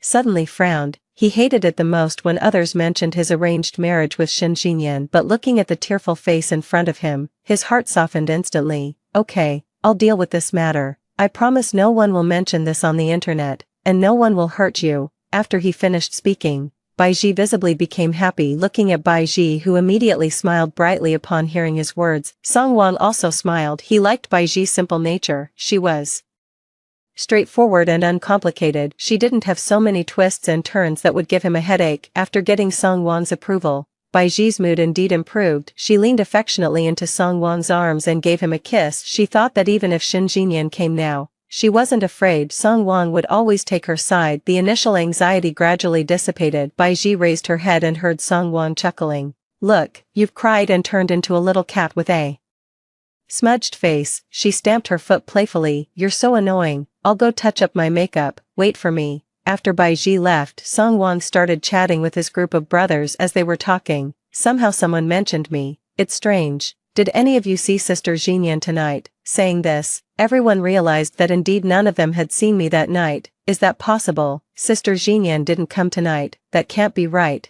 No matter what party our brother had before, Sister Jinyan was always the first one to arrive." The person sitting next to Song Wang suddenly bumped his shoulder and winked mischievously. "Is it because you've been too high profile with your little sister-in-law recently, and Sister Jinyan is angry with you?" Song Wang glanced at that person. "Speak properly. Can't this wine shut your mouth?" Although he said that, he didn't swallow the wine in his mouth for a long time. Shin Jinyan had indeed been a bit unusual recently, except for asking Suzuki to be a lobbyist last time. She hadn't bothered him again. But wasn't this what he wanted? Thinking of this, he shook his head and drank the wine in his mouth. But then he sneered softly. He didn't believe that Shin Jinyan could be so patient after all these years. He knew Shin Jinyan too well. Later, she would definitely bring him the thing he wanted the most to please him. Song Wang put down the wine glass in his hand, crossed his arms, and leaned back, his voice full of playfulness. "If she comes later, don't let her in first." Everyone knew that this was a small punishment from Song Wang because he was angry that Shin Jinyan was late. Then they teased, "I wonder what gift Sister Jinyan has prepared for Brother Wang." Needless to guess, Sister Jinyan will definitely give Brother Wang that piece of land he took a fancy to some time ago. Before, whenever Song Wang took a fancy to something and just mentioned it casually, I would try my best to get it and give it to him. This time Song Wang thought that Shin Jinyan would definitely give him that piece of land in the same way. But until halfway through the party, when 0 o'clock came, marking the moment of Song Wang's birthday, I still didn't come. He frowned, and his face seemed to look not very good. Suzuki noticed Song Wang's unease, leaned over to his ear and tentatively said, "How about I call Jinyan? Maybe she's stuck in traffic on the way." Song Wang didn't say anything, but he didn't say no either. Suzuki stood up and directly dialed the voice call. On the other side of the ocean, Qingyan and I had arrived in a strange country. When I lay on the big bed in the manor, I finally felt comfortable. Although there was a bed to sleep on during the whole flight, I still didn't have the sense of security of being on solid ground. In a half-asleep and half-awake state, I was woken up by the WeChat call notification. "Jinyan, why haven't you come yet?" I rubbed my swollen head and was a bit dazed for a moment. "What?" Suzuki covered his mouth and lowered his voice. "It's Brother Wang's birthday today. What's going on with you? Come quickly. We're about to cut the cake soon. Every year, you and Brother Wang cut the cake together. If you don't come, your little sister-in-law is going to cut it." Suzuki looked at Bai Ji, who was eager to hold the knife, and chattered on. I turned over and let out a sigh. "I'm not going. Please convey my regards to Mr. Song for me. Just wish him a happy birthday." I didn't know. When I said these two sentences, the person on the other end of the phone had already been replaced by Song Wang. He listened to me calling him Mr. Song when I was talking to Suzuki. This was a strange address that I had never used before. He suddenly felt uncomfortable all over. Clearly, I used to be the most clingy to him, but now I didn't come to his birthday. He admitted he was indeed a bit affected by my address. Perhaps deep in his heart he didn't want me to be so distant from him. "Jinyan, it's better to say the blessings to me in person. What do you think?" I wasn't surprised to hear Song Wang's voice. After all, without his permission, Suzuki wouldn't have taken the initiative to call me and ask. "Of course, if you're doing all this because of Bai Ji, I can only say that you're wasting your efforts. I know you must be hiding somewhere and secretly watching us. Stop being naughty and come over." I suddenly laughed. "Mr. Song, you can think whatever you want, just don't call me again in the future." After saying that, I hung up the phone directly. To be honest, these 2 days with Qingyan, I didn't think of Song Wang at all, not even for a second. I didn't want to think about these things anymore. After taking a hot shower, I went downstairs. Qingyan was sitting on the sofa reading a book. When he saw me coming down, he put down the book, took off his glasses, and rubbed his eyes. "You're finally awake. The butler has booked a Restaurant, I heard the food there is quite good, I nodded. Then I'll change my clothes. Qingyan grabbed my wrist and said pitifully, have mercy on me, my lady, I'm starving to death, can we not change? You look really beautiful in this outfit, really. Looking at his appearance, I laughed out loud, then I made a pleased gesture to him. Soon we arrived at the selected restaurant, and the environment was indeed very nice, although Qingyan was so hungry that he covered his stomach. He still helped me pull out the chair in a very gentlemanly manner. Then, I took a few more glances at him. I had never expected that the young master of the Qing family could be so considerate. Even Song Wang in the past couldn't do this. In other words, even if I were this hungry, I probably wouldn't think of being considerate to others. I developed a little more favorable impression of Qingyan. My first meal with Qingyan in a foreign country was perfect. After the meal, he invited me to go for a walk. He said it was to cultivate our relationship. Qingyan and I walked on the streets of a foreign country, chatting casually. It started to snow gradually in the sky, and the streets began to turn white. There were fewer and fewer pedestrians on the road, but Qingyan and I were still walking together. It seemed that there were only the two of us left in the whole world. In this situation, I suddenly had the thought that it would be really nice to keep walking like this. I didn't know who held whose hand. When our fingers were intertwined, Qingyan and I looked at each other and smiled. He was wearing a black coat. There was a layer of snowflakes on his black hair. When he blinked, his eyelashes lifted the half-melted snowflakes. He was like a young man walking out of a comic book. I stood on tiptoe and swept the snowflakes off the hair strands on his forehead. Unexpectedly, this scene was captured by a girl not far away. Wow, so romantic. Don't move, I'll take one more photo. I didn't expect to run into a friend here. Qingyan and I cooperated very well and posed as she asked. Finally, she said she wanted to take one more photo for us with our phone. Qingyan directly handed his phone to her. The girl didn't snatch the phone. After taking the photo, she handed the phone back to Qingyan. Finally, we waved goodbye. I raised my eyebrows. Do you trust her so much? What if she runs away with your phone? Qingyan didn't answer me. He just smiled and then wrapped me in his arms. I leaned against his chest and listened to the sound of his heartbeat. At this moment, I suddenly felt very at ease. After 5 minutes of romance, Qingyan took out his phone and did something I didn't know. The next moment, a black luxury car appeared beside us. I pointed at the 5 cars not far away, looked up at him. Is this the answer? After returning to the manor, Qingyan and I sat by the fireplace to warm ourselves. He suddenly took my hand and said, shall we officially announce our relationship? Qingyan and I had already arrived in Germany.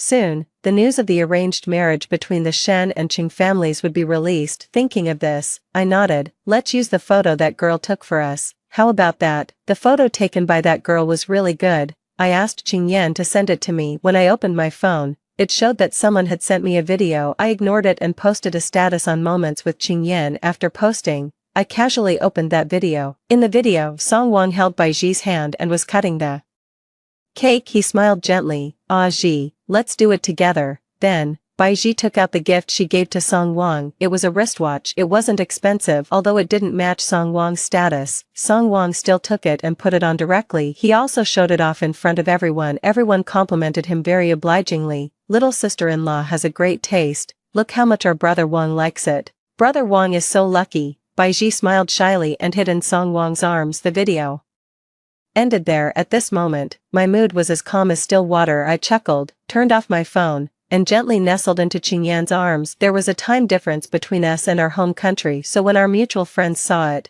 it happened to be when the party was coming to an end. Then the photo of Qingyan and me somehow got passed on to Song Wang's brother group chat. When they were passing the photo around and looking at it, suddenly someone exclaimed, going this far, is that really Xinyan in this picture? This is from Xinyan's own Moments post. How can it be fake? Does anyone know this guy? He seems quite a good match for Xinyan. Shoo, keep it down. Song Wang was kissing Bai Ji, who was sitting on his lap at that time. Suddenly, he kicked over the table in front of him. He supported his knee with his hand, and his voice was cold and stern. What are you talking about so happily? Nothing, nothing. The person who just told them to keep it down quickly turned off his phone screen and stuffed it into his pocket. Suzuki, who heard Song Wang calling his name, sensed that he was really angry and quickly took out his phone from his pocket and handed it over. He also unlocked the screen. By the way, as soon as Song Wang got the phone, he saw the photo of Qingyan and me kissing on the streets of a foreign country. Xinyan, you've really got some nerve. Song Wang enunciated each word slowly, And then sneered the veins on his right hand that was around. Baiji bulged. "Ah Wang, you're hurting me." Looking at the angry Song Wang, Baiji playfully tapped his chest with her small fist in a coquettish manner, but then she was thrown to the ground. Baiji had tears in her eyes, covered her mouth, and looked at him in disbelief. Song Wang, who had doted on her so much, actually threw her to the ground. "You're angry at Sister Xinyan, so why take it out on me?" It was deadly quiet in the private room, the people who had been lively just now all tacitly shut up and then left quietly, leaving Baiji lying on the ground, facing Song Wang with tearful eyes. Seeing that Song Wang didn't mean to comfort or explain, she bit her lip, got up, opened the door, and looked back several times as she left. That night, Song Wang sat alone in the private room. He lit one cigarette after another, and then called Suzuki in the smoke-filled room. "Is it him?"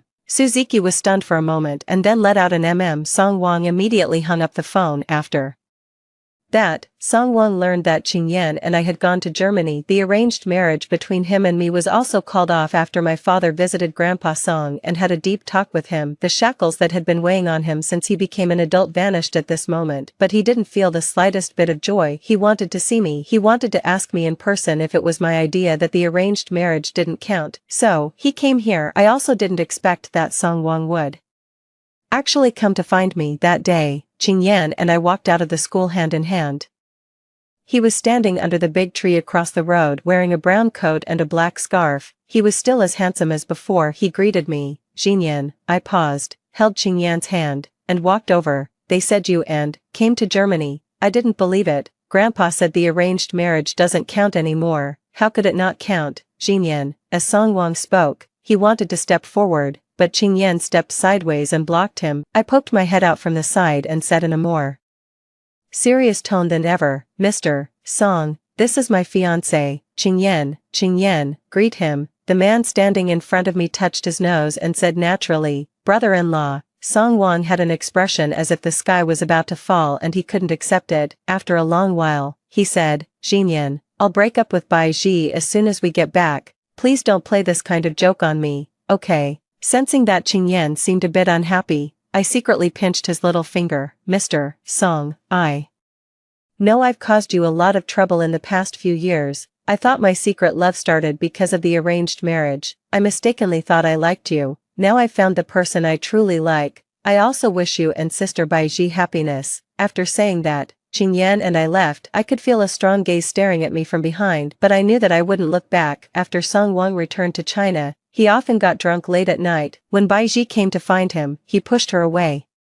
"Get lost, don't touch me. I want to break up with you." He was groggy and didn't control his strength. Baiji was pushed down the stairs by him. Then, her white dress turned red. After being sent to the hospital, the doctor told them that the baby couldn't be saved. Baiji came out of the operating room with a pale face. Later, after she woke up, Song Wang still told her about the breakup. "Baiji, don't look for me anymore in the future. Let's part ways amicably." Baiji's eyes suddenly turned red. She grabbed his wrist and cried bitterly. "Did Aji do something wrong? Why don't you want Aji anymore?" "No." "Then why?" "There's no reason." "Baiji, I'll give you a sum of money. If you have anything to ask for help in the future, I'll help you too." Baiji looked up, her eyes red, like a poor little kitten. Song Wang looked at her. He suddenly remembered that he had never been so harsh to her before. Unlike Shen Jinyan, he couldn't even remember how many cold looks he had given Shen Jinyan. He still remembered the first time he left her for Baiji. Her eyes were filled with tears. She looked at him so sadly,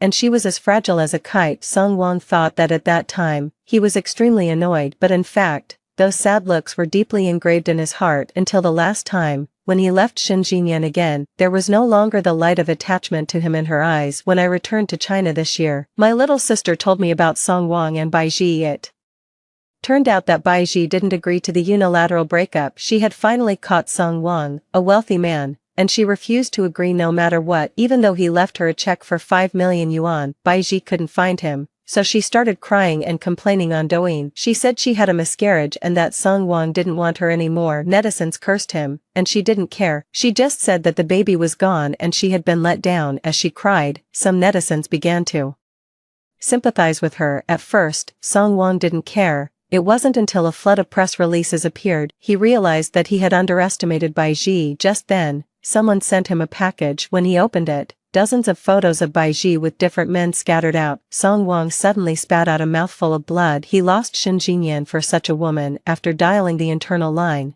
he asked his assistant to investigate Baiji. Soon, Baiji's information appeared on his desk. What kind of woman was she? Plastic surgery, escorting for drinks, soliciting customers, gambling, being a mistress. He covered his chest. It was so dirty. He directly took action and released Baiji's scandalous information online. Netizens started cursing her again. Baiji was driven off the internet by the scolding. When she was at the end of her rope, Song Wang appeared. After that, Baiji disappeared. Later, there were rumors in the circle that Song Wang had sent Baiji to northern Myanmar in the third year that Qingyan and I were in Germany. He proposed to me on the streets of a foreign country. It was a very precious blue diamond that he had bought at an auction house a few days ago. It was of great value. I liked it very much, so I agreed with Qingyan. I don't have to worry about who he will take sides with because he always stands by me. He gave me enough security in this relationship and spoiled me like a child. Qingyan, why do you like me? I leaned against his arms and looked at the stars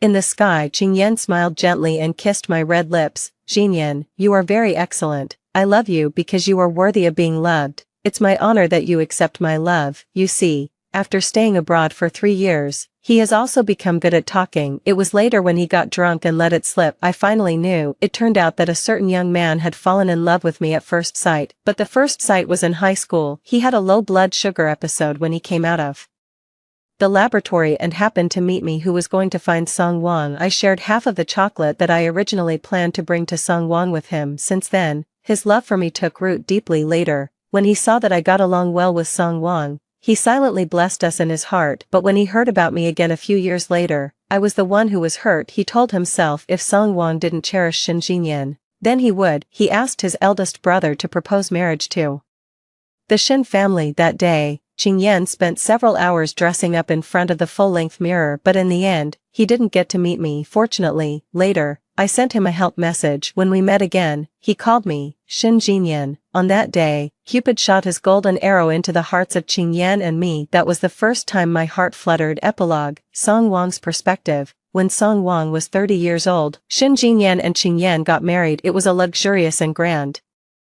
wedding with the union of two powerful and wealthy families. As an old acquaintance, he was also invited. He watched as Shen Jinyan, wearing a handmade wedding dress worth a fortune, walked step by step to Qingyan's side. He thought that after all these years, he had already let go, but at this moment he clearly realized that he could never forget. He could never forget his past with Shen Jinyan, but it was he himself who had lost her with his own hands. He raised his head and drank a glass of wine, then left the wedding. He didn't want to see Shen Jinyan and Qingyan exchange rings.